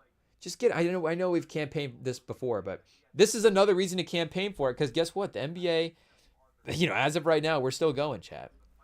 We're still playing games. So there's going to be Hardwood Classic games, and this is one of those games where, and who even knows what the, does the Celtics team lose in the second round? Probably not, but, does the Celtics team win the title? Is it going to be remember this Celtics team, remember this as a step to something in the greater portion of NBA history? Because, you think even the Celtics team is on a back-to-back run as well, too, so that'd be something historic. But as a playoff-level team, as that team chasing a back-to-back, as the defending titles, you have Tatum and Brown, peak of their powers, Tatum off an injury, but, Paolo banged up a little bit himself. We're at the end of the season here, chat. Everybody, obviously. I guess the Redmond Sam pod, not a pink eye situation, but what else do you call it, Chad? Just for the sake of lack of a better term. But but you do get the Banchero versus Franz duo versus Tatum and Brown in a high-level way. And, that's this whole series, obviously. But them getting a win, both guys being awesome on the end. What was Brown's stats tonight? 19 points, 7 for 14. A pretty good Jaylen Brown game. -10. Jaylen, for some reason, not translating into the plus minus. Sam Hauser, a +8. Jaylen Brown, a -10. Continues. Advanced stats continue to be the Achilles heel for Jaylen Brown. But, okay, now they're running a poll. Who will be the next quarterback drafted? Shedeur Sanders at 48%. Milroe at 37%. I'm almost to the point. I think the league, if looking at the way the league is valuing these quarterbacks, like the league might value Milroe's athleticism and his traits over what Sanders has. Like the clips that were the most, I think, eye-raising for the pro Shedeur Sanders people were the ones of him, and there were some training clips of him and Cam Ward in some throwing sessions, and it would be them throwing simultaneously or what's the right, alternating throws, Cam Ward and then Shedeur Sanders back and forth. So pause, but you would see, Cam Ward, #1 overall pick in this draft, and you just see the physical elements of both of those guys just on screen at the same exact time, and there was a definite difference. But again, it's not like, does that mean Shedeur Sanders is not an NFL player? Does that mean he's not a second or third round pick? I don't know, chat. The Jets? I mean, the Jets, we got to put them in the rankings, chat. I don't know if the Jets are over the Cardinals. The Jets might be over the Cardinals in terms of, teams that need a quarterback. Again, shout out to Justin Fields. I think it's just because we would rank Kyler Murray higher up in that positional ranking at this point. But if you went situations for Shedeur Sanders to find themselves in, I mean, he could definitely find himself playing in the Jets a little bit sooner. But, I mean, you're not that far away from starting as the Cardinals quarterback. And again, Kyler, we really like his upside, but he's also not that far away from, hey, is there another? And it's not even, again, from a Kyler talent standpoint of it. It could be from the contract standpoint of it, and how do we want to reset the team building in a way going forward? And maybe there is a different direction they want to go. So do they want to have another option on the roster right now that is going to have them in a position to pass the torch on if they need to? So the Magic off the baseline inbound, not able to get the look. Derek White, he's got a clean lane to the rim. Hey, yo, whoa. We're still talking about the basketball game, people. We're not talking about the pink guy at this point. Okay, IT slapped the 18+ label on it. We did it. Hey, yo, it is what it is. Pause. But we're talking about the 18+ label. We're too deep in the weeds at this point, Chad. But now the Celtics only down 2 with 17.8. Did the Magic just turn the ball over? I'm over here looking at the Azariah Thomas, cornerback out of Florida State. Jets trying to replace DJ Reed. Another pairing next to Sauce Gardner. Did they get the 8-second violation? No way. Or was it backcourt? Backcourt, maybe. Tatum with the steal. Oh. Are they going to get him on the deflection? So what do they go, jump ball or inbound for the Magic?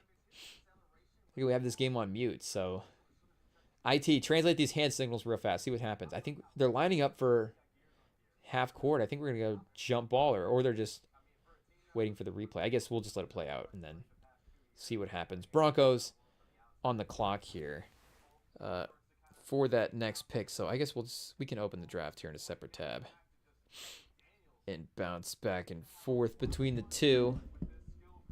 Less than 20 seconds to go, people. Tune in if you haven't yet. Does it count as an NBA rating?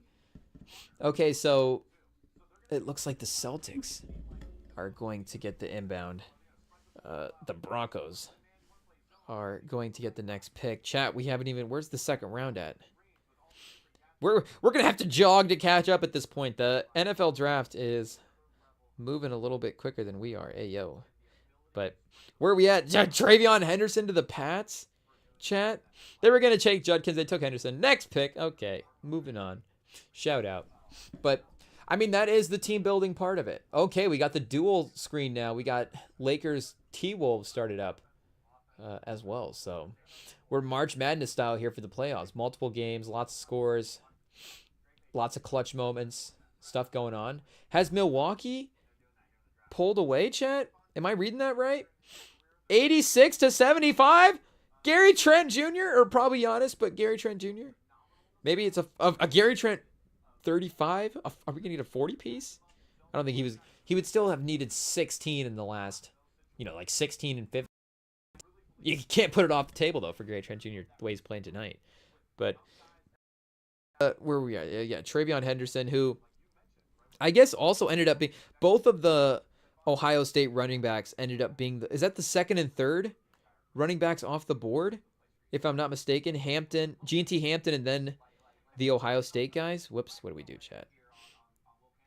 Wait, did we open a new? Oh, we're clicking into the ads. Wait a second.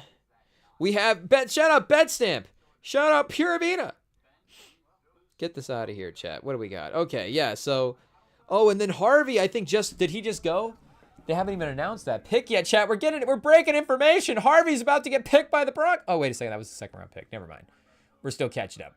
We're still in the jog at this point. So I guess the Broncos' third round pick is still on the clock. So yeah, Diggs. You forget that the Patriots brought in Diggs as well too for the offense. Yeah. So that's some nice pieces there. But I mean, this Ohio State tandem was I think the Lions comps were fair, and it's I don't want to say it's difficult to rank the Lions guys in the standing of the league because Gibbs and Montgomery are very highly valued. But But I think Montgomery at this point is getting a little slept on. And I mean, again, I don't want to be just the always controversial guy, but because, we were always pro Gibbs as well. It's like pro Gibbs should be the RB1 on this team. But again, it's sort of a standing in the league where the roles maybe are going into play a little bit more with Gibbs being a little more of the clutch time guy and a little bit more taking some more responsibilities. But that doesn't mean that Montgomery's devalued as a talent. That just means, again, this is why you bring in Gibbs. Gibbs is an amazing player. So there's about a 4-second differential here. The Celtics can play defense. Tatum on Paolo. Paolo the shimmy. The size, he's not able to get him going forward to the rim, but Franz for three, no good. Tatum gets the rebound and the timeout. There's 0.3 seconds left. I don't know how the math there. I think on the rebound, it took a little bit longer for them to get possession than they were able to, than what they were maybe thinking, looking at the shot clock initially when the shot went up. But good defense by Tatum to get his feet and stay in front of Paolo. But I will say, you see Paolo just matched up on Tatum. I mean, if Paolo just takes, and the great double by Derek White as well too, maybe forcing Paolo, not letting Paolo get back into the middle where baseline's the option. But if he just, and that's a good look for Franz as well too. Again, he just hasn't hit the threes. Horford with just another great closeout. I mean, Franz is just the last couple of threes now seen Al Horford and gotten scared and missed the shot, I guess. But, Paolo's able to settle in and maybe get a shot going forward at the rim. His size is, you could see a good matchup for basically any player on the court, of course. And if White doubles, it's a different thing. So I guess at the end of the day, like we're saying, you get a good look. Horford with a good closeout. And really, I mean, an athletic leaping closeout, like about as good a contest from a guy running in at that range as you're like pretty much, Wembanyama is the only other guy that's going to block the shot at that point. So once again, you got to give Horford credit where credit is due.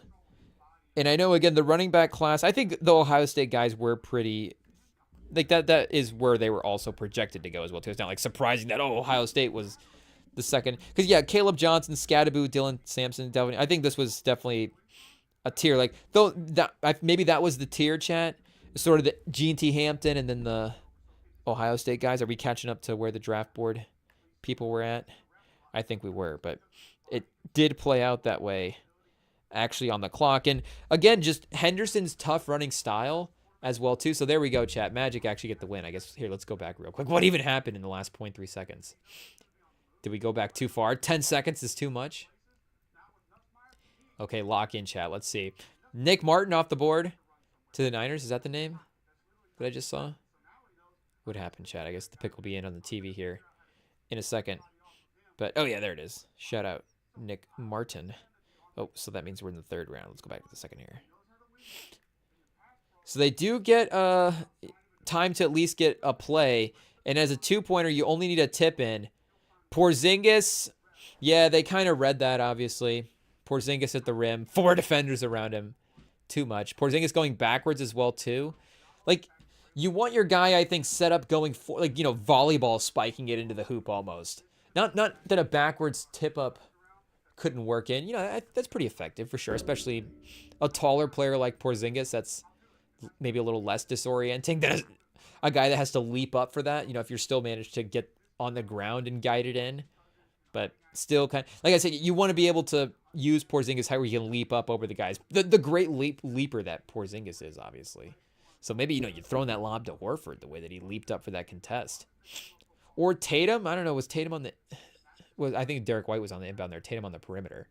But Orlando stealing one, I mean, again, as a young team with Paolo and Franz, that's not totally surprising. And them getting a great clutch win as well, too, just makes for a classic moment. So, shout out. But Henderson is that sort of big physical runner a little bit the same way that, not in the same physicality that G&T has, but I think could profile not too far off, at least if how we want to run the offense around our running back. And again, G&T is more of a 3-down guy, but, why couldn't Judkins be a 3-down back, chat? Let's be honest. Why couldn't it? Does it say here? Doesn't have elite speed, but he's more than fast enough to break long runs with a 4.8 40. He also tracks and catches the ball well with the ability to step up. I mean, you love it if your running back obviously breaks a long touchdown. I mean, it's, Derrick Henry is physical and can build up that top end speed to where when he gets into space, now he's firing past the secondary as fast as any of the other defenders in the league or running backs in the league. But again, just systematically, 3 days. So, at the end of the day, you're going to need explosives to, I guess, the Chiefs could probably win a Super Bowl without explosives, obviously. You're going to need some explosives or the refs to give you some play calls. But you're telling me Quinshon Judkins and Travion Henderson couldn't be 3-down backs for what? Mixon's not a 3-down back? What's Henderson's comp here? James Cook, not a 3-down back for Buffalo? I'm scratching my head, chat. Even I think Caleb Johnson, 3-down back. So again, these guys were top 38 picks almost. I guess almost top 35 picks, 36 and 38. But still that top of the first round, still pretty highly valued. And those, I think the skill guys especially that go at the top of the second, a lot of them could, is first round grade the right way to phrase it, because maybe you go into the first round and then 20 through whatever have technically second round grades or however. But again, I think a lot of these guys most of the time, again, skill guy specific, can have equal grades to a lot of the first round players, which of course is why they go this highly. But why teams think that, just with some of the positional stuff, contract stuff, why they kind of let them slide as well too into this spot and then hope they can pick them up later in the draft. But Burden to the Bears is a nice pick, chat. Billy Buckets might actually be excited about that one. I'm not going to lie. Because, again, what do they go with weapons for in the first round? They go Loveland as well, too, so they're really, really surrounding Caleb Williams. They're not going to give him an offensive line, but make no mistake. I guess the idea is if you can't protect him, just the ability to chuck the ball down the field, the receivers will be good enough, somebody will catch it. Like Colston Loveland's so good that just throw it in his direction. Burden, just throw a Dunze, DJ Moore, throw it up. But I think Burden was getting some DJ Moore comps as well. Let's see, what did they say? Oh, Diggs? That's not bad either, for sure. But some explosive sort of yards. What do they say here, chat? Outstanding after the catch, yeah, and his instinctive open field runner with foot speed to make multiple defenders miss, which is why I still really liked Burden as a prospect, because that the ability with receivers as a runner, as we know, has just become so much more important. Some of the yards after the catch stuff, and again, you just see him with the size and the speed that you want as like a prototypical receiver. So I feel like you could train up, with obviously any of the receiver stuff. But like I'm saying, he just fits that standard physical profile so well, and he's not that far off from needing just a little bit of polishing on some of the other stuff to be there. He changes speeds well and has potential to develop into a complete route runner at the NFL level. Yeah, so there you go. Also excels at excels at attacking zone looks, I guess, specifically. So I guess hopefully nobody read this, just cover this up real quick. Nobody play man against the Bears, and then maybe Luther Burden will have a good rookie season. But he'll also be, as well too, the wide receiver 3, maybe the wide receiver 4 behind Colston Loveland on this team. But they also get to, and maybe you clown Caleb Williams for it, but they also get to utilize his yards after the catch ability. Like maybe it's you throw a screen to DJ Moore and he just takes it 20 yards, 30 yards, however, for whatever play. But again, Caleb Williams still has the potential to be a great down the field thrower as well too. So now you're bringing in these athletic attacking receivers, and Adunze. It's a good look next to Adunze because we still love Adunze, but he can be that guy that's going to be operating in that intermediate range a lot of the time. Maybe you're not throwing that out route to, like, he does have a little bit of that Devontae Adams size. Pause. I don't know if he got like a full, I don't know. I remember, was he getting like a Fitzgerald? I think he was getting like some Fitzgerald comps in the draft. And I don't know if Devontae Adams is, he's kind of in that range as well too, for sure. But, obviously, the talent and the play style we're talking about, the talent, as good as Devontae Adams is, I think Fitzgerald is, one of those rare guys. But Odunze's in Fitzgerald, you could throw the screen to, and he could.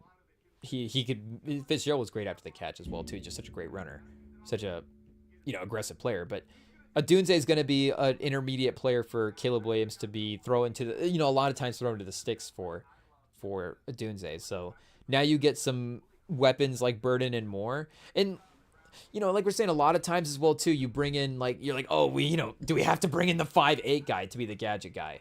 And a lot of times, is there a speed thing? I don't know necessarily.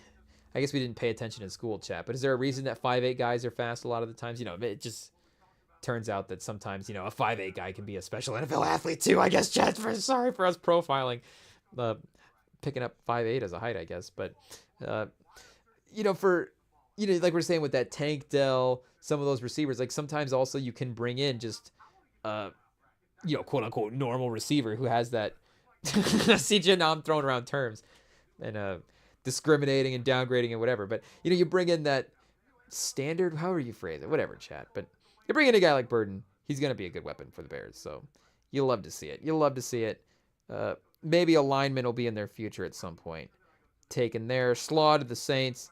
Hopefully he beats out Spencer. Pause. Hey, yo. Hopefully he wins the job over Spencer Rattler, I guess. But we still like Spencer Rattler here. I don't know if we're fans of the... do we like Spencer Rattler in the sense that we hope he's hosting the pod with us in a couple of... the NFL season, our guest is Spencer Rattler, or is he going to be a starting quarterback in the league? We'll just have to see.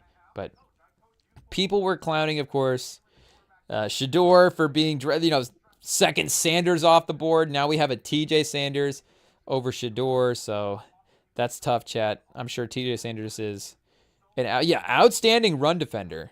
So especially with Ed Oliver and some of the pass rushers that they have, that makes sense as a good change of pace and a good compliment to a guy like that, chat. Yeah, Draymond Jones, is that the guy they have here in the middle? Daquan Jones, shout out. But Rousseau, and they got Joey Bosa. Whoa, chat. I know, obviously, what version of Joey Bosa are they getting? But still, that's a fun signing. Is Von Miller still there? What are the Bills? The Clippers, chat? Is Von Miller and Joey Bosa at the end of their careers? What's happening? Let's see.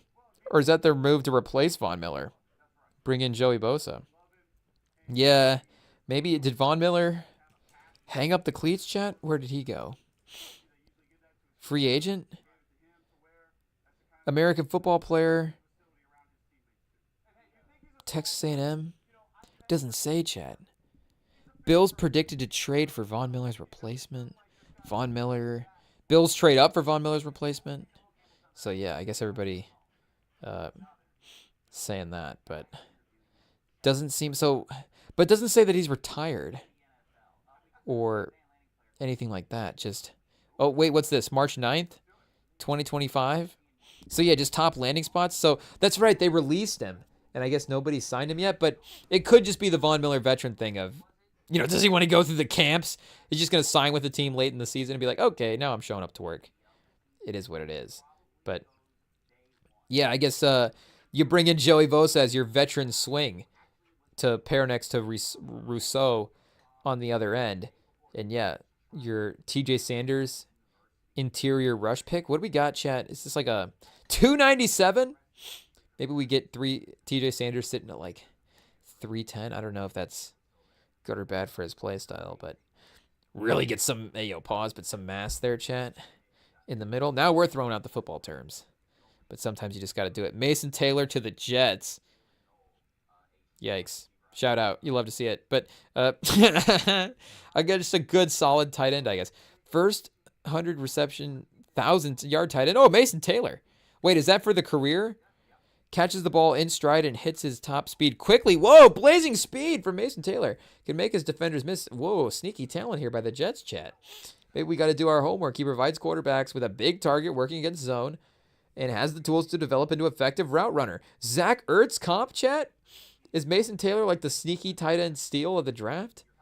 What are they? Because I thought they had, they Conklin and some stuff. Like, they're not necessarily, are they Barron at tight end? But are they necessarily like set for the future, Mason Taylor. Oh, wrong New York team, chat.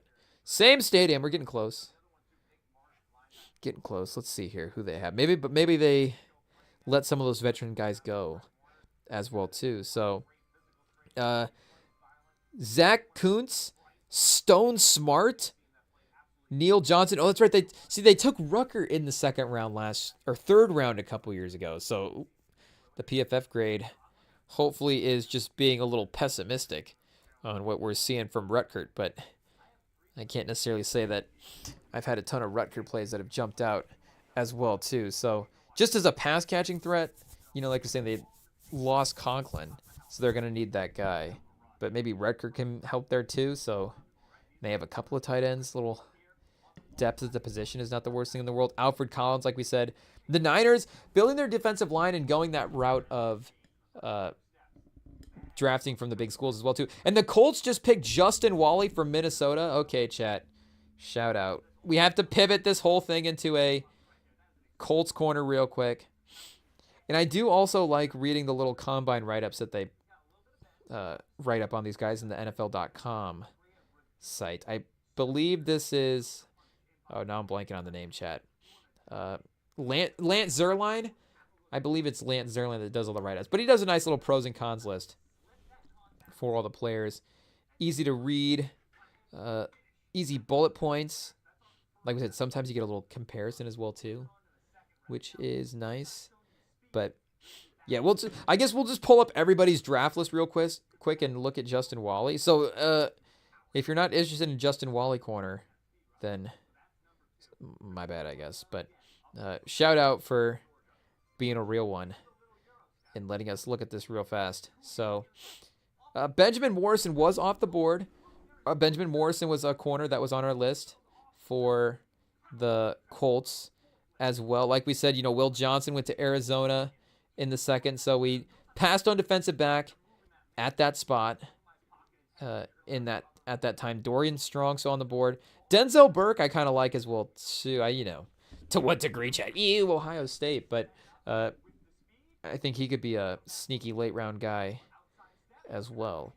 And just any you get a team that just won the national title, the way their guys stepped up, it's hard not to value their production. So it seems like, honestly, all of our main, early round wish list cornerback guys were taken. Oh wait, Porter. Oh no, wait, Strong was the guy left on the board. Porter to Ohio State. So yeah, Porter would have been another guy that we kind of liked as well too. Thomas Revel from East Carolina. I think Revel is not bad as well. 6'2", 194. Cowboys making moves. Emerson.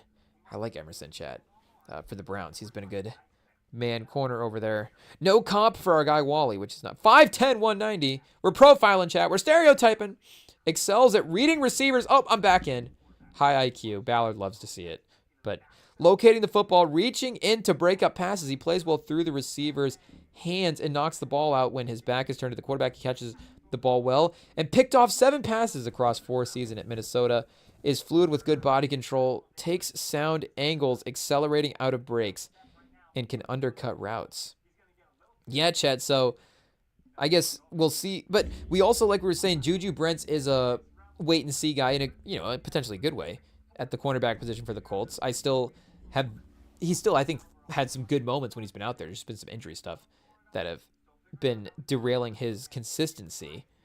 But he is definitely a bigger outside corner and can definitely, is definitely going to be probably in that role when he's out there. So this does seem like he has some versatility to move him around a little bit. And if he's such good at reading receivers, like there's going to be matchups on the outside that are going to be good for him as well. There's another Kobe Bryant in this draft, chat. Of course, I think there's always going to be a Kobe Bryant. Is that going to be the new thing? How many drafts in a row is there a Kobe Bryant? And defensive backs as well, too. Does that say something about the defensive back position? But Kobe Bryant out of Kansas, I feel like we knew about this guy as well, too. This name's starting to ring a bell. Oh, the production score is great. Just unfortunately ran the 5.3 40 and then, or the 4.5, 5.3. Probably not even at the combine. They're like, no need. We're good. We don't need to watch. But light on the scales, can be mismatched. Early hip deceleration can get him crossed in breaking routes. Grabs, panics, and gets penalized. Allowed 15.8 yards per reception. So when he does get, beat by his guy, it may not go well for him. But, maybe he's just got a good ability to stay in front of his man. Upton Stout from Western Kentucky? Chat. Justin Wally or Upton Stout? I think Upton Stout's going to be a stud in the league, but Wally out of Minnesota. Let's see what our friends at NFL.com say real quick about the newest member of the Colts. Oh, whoa, round 6! A round 6 projection, highly experienced, good. Ballard has never been afraid to just take a guy in the second round. He does it every year, chat. There's a guy, or I guess we're in the third round now, who are just like going to take him 2 rounds early. 3 rounds early, I guess, in this case. But tested really well. So, to be honest, if you had to, which one do you want to see yellow? Which one do you want to see green? I kind of like this order of it. Because, you bet on the trades, chat.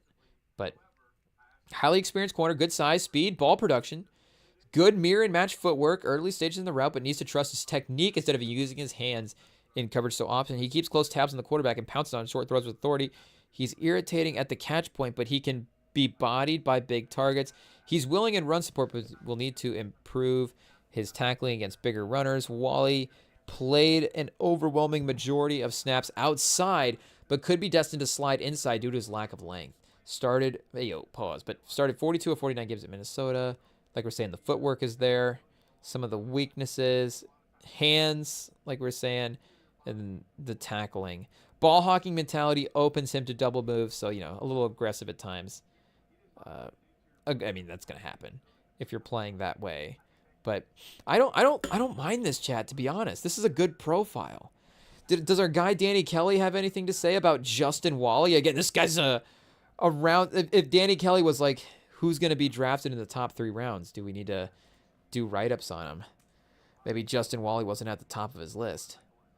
But just in case, maybe he was scouting the Big Ten extra well this year, chat. Let's go. What do we got? Defensive backs. Is there any way? Is that a good sign or a bad sign? Again, you like to see that Ballard is not beholden to the stuff where he'll just take a player regardless of wherever.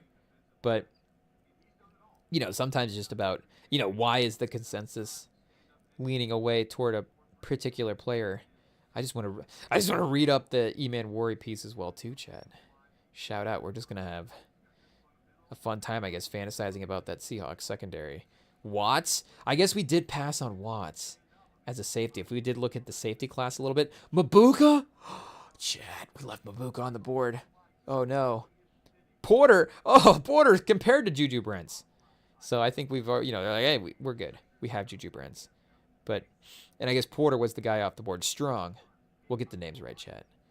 Is the guy that is still on the board. But yeah, shout out to our guy DK. Did not do, Danny Kelly from The Ringer did not do a write-up on Justin Wally. So maybe after today, he'll get one in there. Pause.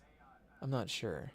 But from what we're seeing either way, I'm sure we just needed another guy to explain how good Wally is at mirroring the footwork of these receivers. So that is good as well. And you see the handsy stuff, but a lot of times with the handsy receivers, it's like they use in Milwaukee, chat.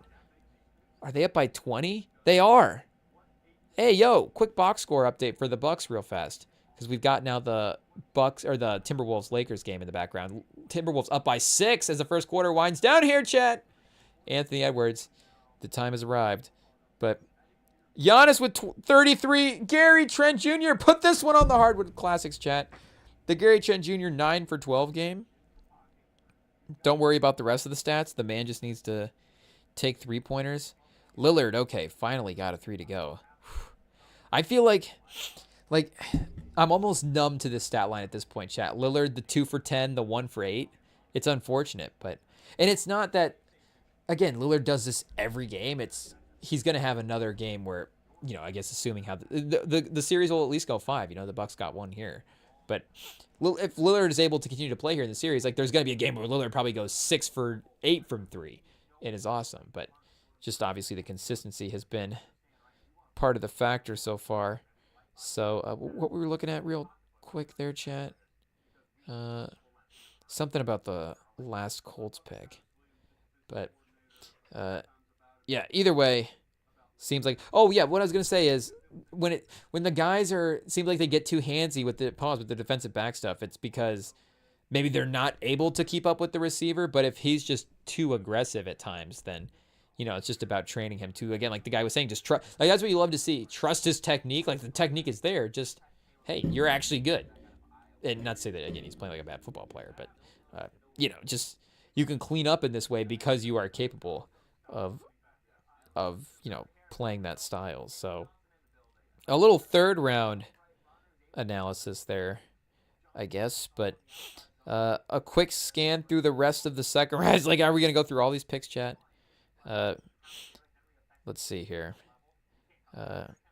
We could just scan, I guess, and see what is interesting us for the rest of the second round. I guess all these picks are going to be interesting in some way. Like we said, Will Johnson. Okay, we found one right away, chat. We already did mention the Colts pick as well. Dallas getting the edge out of Boston College. Maybe a little post-draft homework there. But yeah, Will Johnson, the Arizona secondary was a team that in the first round we were thinking, middle of the first round, maybe they take Will Johnson. But they did. What did they take in the first round here, chat? Let's remember. I want to say they went defense. Oh, that's right. They took Nolan. That's right. They took the lineman Nolan. So the front seven and the secondary both getting improved. Like I said, the offense I think can still be a really strong offense with a lot of the pieces there. So that's it. Yeah, Arizona's having a great draft, chat. I mean, obviously, you got to put the proper question marks there, but that is for talent value, all that stuff, upside. I mean, this is great, chat. Will Johnson, Travion Diggs. I think even maybe a little more potential to be consistent play to play than Diggs, and Diggs, I guess, right now as well too. This version of Diggs, like the first couple of years of Diggs, where it was not so boomer bust, but definitely a lot of hit or miss plays, and definitely him managing the aggressiveness of going for the interception for, again, staying with the receiver. But he has become also just a really, really good corner in the play-to-play stuff. So that would obviously be great for Will Johnson to be Travion Diggs. But the Chiefs getting Noah Williams from Cal. Weirdly, Cal is one of those places, like a Cal defensive secondary guy. I don't know why. It's just, you're always like, okay, why do I always like the guys that play for Cal? But I don't know if it's just the fact that he went to Kansas City as well. So shout out Sam. I'm sure the lead interception leader last year in college football, just casually ending up on the Chiefs in the third round. I'm sure he's not going to be upset about that. A national title guy in Simons, the offensive lineman, he's probably not going to be upset about. I forget who they take in the second round here. Oh, yeah, Norman Lott, the lineman out of Tennessee. So this might be Brett Veach in his bag a little bit here, chat. Explodes off the ball, gets under offensive linemen, and drives them into the backfield. Ooh, chat. I think I might have drafted him on that sentence alone. He is long and strong enough to press blockers with his frame and rarely stays blocked. He gets into gaps, disrupts plays, and tracks the ball well before chasing it down with good effort. Chat, this is like the this is like the worst audition ever for being a GM. It's just like, okay, so this guy just reads the ESPN pieces and gets his gets his opinions, but hey, we're fans of the game too. So what else do you do? The post-draft analysis says, I was lowest on Norman Lott of our group of analysts, but the defensive tackle board has really been wiped out throughout the opening two rounds. Kansas City needed to identify a tackle who could play next to Chris Jones, maybe even sever his maybe even serve. Why can't I read chat? Maybe even serve as his eventual replacement. Jesus. Norman Lott has high potential, is backed by his explosive quickness and overall athletic tools. He gets to learn how to be more consistent alongside one of the best defensive tackles in the league. And yeah, I don't know, 6'2", 291. I think Chris Jones is maybe a little bit taller, 6'5". So I don't know frame to frame if they're similar in that way. Yeah, 6'6", 310. Chris Jones is a monster, chat. That is a specimen. And I was thinking Chris Jones was like in the 290 range just because of how athletic he plays. And honestly, like, how well the man carries his 310. It is what it is. The man is an incredibly well-built 310. Hey, yo, pause. But, just a specimen at defensive line. So, but that sentence about Norman Lott, the way the getting up under and driving up under the defensive line, that is very Chris Jones-esque, I think, with the way he attacks defensive linemen. So I can see them wanting to pair those two guys similarly and them thinking that those traits work. And of course, Mabuka goes to the Eagles. They're just going to take another great player. So maybe a third round range guy, kind of, but that's a great pick, chat. You can't lie. That's a great pick. Jahad Campbell and Mabuka. Do they even need to? How does their offense even stay good? I guess they just sign and trade for guys. See, that's like some of the team building. You just got to go to like the Howie. If you're in the NFL, you just, I guess right now, go to the Howie Rosemead team building course, and then if you're in the NBA, you go to the Sam Presti team building course. Not that you can do everything the same. Like Sam Presti stumbled into the fact the Clippers wanted to get Kawhi Leonard and felt like they also needed to trade for, they needed to throw those picks into the Paul George trade as a byproduct of that. Oh, we also have to value Kawhi Leonard in this trade. So here's Shai Gilgeous-Alexander and all this stuff. But, where Howie Roseman's like, let's draft really heavy on one side of the ball and then spend on the other side of the ball. Where, they've paid A.J. Brown. They've paid, Barkley, the running back stuff, however you want to say that. Like, they got Barkley in there. Hurts is now one of the highest paid, if not, I'm right, the highest paid quarterback in NFL history. I'm sure Smith is not on a cheap contract at this point. And then they've been able to maintain this line as well, too. But again, if you're drafting and still being able to, and of course drafting well, but still being able to have the cost-effective talent on defense, chat, it is what it is. I don't know if we're, need to start getting too deep into the economic weeds here, but it is what it is, especially for the football team. We're talking football-wise. It is what it is. You've got to be able to make up cheap talent somewhere else in the roster. And, not to say that he, I guess, wouldn't spend on defense, because you saw him invest in the defensive backfield at one point, bringing in some of the veterans like Slay and stuff. But, I don't even remember what Slay's contract was. Was that like a heavy deal, or they got him on a discount? I don't remember exactly. I don't exactly remember. But either way, they've drafted really well in the secondary. Of course, the defensive line as well too. And by drafting, they've always, at least over the last couple of years, seemed to prioritize, hey, we'll let the guy walk in free agency and continue to draft. Like Sweat's gone, Reddick's gone. Those are, the two main guys I guess I'm thinking of. But Milton Williams, the defensive lineman, left as well too. I feel like they've lost. Oh, Hargrave as well, another interior guy, has left. But again, they're replenishing that side from the draft because they don't have to worry about constantly replacing these offensive positions every year. And not to say that, again, there is team building stuff where you look at it and go, the Chiefs go the other way. The Chiefs, they kind of spend on both sides a little bit. They spend more in the trenches. They're like, we have Chris Jones, we build out the offensive line, and then the secondary and receiver pieces we'll draft and we'll acquire young talent in those particular spots. But like we're saying, it's just that balance of you have to define where you're going to spend and where you're going to draft. And the Eagles have, been very consistent in sticking to their plan. And getting a guy like Mabuka is awesome. And, they're like last year they were needing to draft secondary guys to be starters. Now, those picks hit and are amazing starters. Now, Cooper DeJean's, they're literally giving him the grade as the best corner in the league. I'm not going to sit here and be like, is Cooper DeJean the best corner? And we could do the rankings, Chad. I don't know if anybody's actually going to put him one, but regardless, we're not going to discredit his talent. He was still amazing at this. And once you start, if you go even more his role at corner, the full secondary, but him in that, again, that hybrid slot kind of role, now you really, maybe again, current rankings, like a guy like McDuffie or again, even Witherspoon is so good right now. But you start going forward, he might be the number one future value guy that you want from that spot as well too. So who knows? Yeah, Campbell just right away able to replace Josh Sweat if the health maintains. So yeah, Mabuka is a great pick, chat. No comp, I guess, for Mabuka. Free safety and nickel who ran 4.5 at the combine and runs well on tape, reads the quarterback, has range to play the center of the field with high looks. And yeah, again, with like Mitchell and Cooper DeJean more corner focused, now they're actually getting out into the second. And not to say that their safeties were bad, like Blankenship played well last year. Yeah, Blankenship's been a really solid starter. And is this, Sidney Brown. Yeah, Sidney Brown's a really good player as well too for this team, absolutely. So again, just has the ability to provide depth or excel as a starter as well too. Have the Bucks close this game? They did, chat. And did Gary Trent get to 40? Oh, Giannis, he gets to 37. Giannis just silences the Gary Trent Jr. game. So now, of course, it is every game in Milwaukee is the Giannis game. The Giannis glaze continues, chat. There's no shame here. Hey, yo, pause. But 37, 12, and 6. Gary Trent, 37 and 4 steals. Not bad, chat. Love to see it. But I was going to say, is Giannis outplaying Jokic in this playoffs? But, is Gary Trent outplaying anybody on the Nuggets as well, too? So I don't know.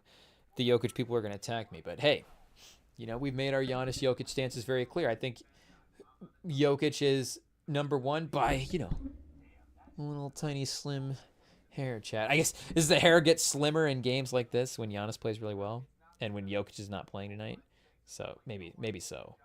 But, yeah, for the rest of the second round, I guess the Bears snagging a defensive... Wrong lineman! Wrong tackle. But, you can never never go wrong, I guess, with depth in the front seven. Mike Green going to the Ravens as well, too, just like we were saying, Another great pass rusher, great guy on the board who slides in the draft, and the Ravens are like, oh, well, okay. We'll just take the FBS leader in sack. The Chiefs are like, yeah, you're going to give us the defensive interception leader? Sure, we'll take him. The Ravens are like, you're going to give us the sack leader? Sure, we'll take him. So guess who's going to be awesome on the Ravens next year? Mike Green is going to be really good. Pretty sure. What are Mike Green's defensive rookie of the year odds, chat? I'm all in. So I don't even know what to do, chat. Shedeur Sanders hasn't even been picked yet. Shedeur Sanders hasn't even been picked. And we are about to log off. I thought there was no way, but what do you do? Whoever bet what would end first, the REMINGTOM pod or the Shedeur Sanders slide? Apparently, chat, 2 live streams down. And Shedeur Sanders is nowhere to be seen. Jaguars got back-to-back picks? What's happening here? I guess they're on the pick for, the second one because Ransaw was the first one. And the Colts are off the board, so we're done for the night, chat. Our work is over. We've done our job, chat. It's a long day's work in the office. Yada, yada, yada. JTT, Justin Wally. Casual day of work. But Kevin Winston to the Titans? Oh, Titans. Gearing up. Okay, Tennessee. You want to go, Tennessee? You want to go? Seems like they want to build a team over there. Okay, Caleb Johnson. Oh, Pittsburgh. Pittsburgh taking a running back over. The fact that the teams that could have taken Shedeur have taken the low value positions too is rough. Let's get a Noel Williams look here real quick. 6 foot, 199. Extends and catches passes above his shoulders. Excels at getting his head snapped around in time to locate the ball and avoid getting called for pass interference. You're telling me they just took a ref cheat code here? The refs can't be like, well, we can't call pass interference on him. He turned his head. Chat, the Chiefs are thinking one step ahead. They're not even evaluating football talent anymore. They're evaluating the player's ability to get a penalty. This is crazy. Williams doesn't get caught guarding grass in zone looks. He reads the receiver, gets his eyes on the quarterback when the receiver breaks and jumps routes in off coverage. He led the FBF with 7 interceptions. He's like, why is this guy in the 3rd round? I don't know, chat. Next year, next year we're doing a board again. This is crazy. Though, again, like you're saying, I kind of like a lot of these players as well, too. So, not super crazy. But there is, I guess, a second half here. So, we've got, and trades are always a possibility as well, too. But the Browns at 94, the Browns once again, if they're not going to take him in if they're going to take him in day 3, it would be, or day 2, if they're not going to wait till day 3. This would round 3. There we go, chat. One of these is a 3. Pick 30. Who knows? Shedeur Sanders, not even the 3rd quarterback off the board. But Patriots are good. The Raiders with the back-to-back picks. I don't think they're going to go quarterback. They're kind of building toward a right now type team, so they might want to maximize all their picks for a win now type situation.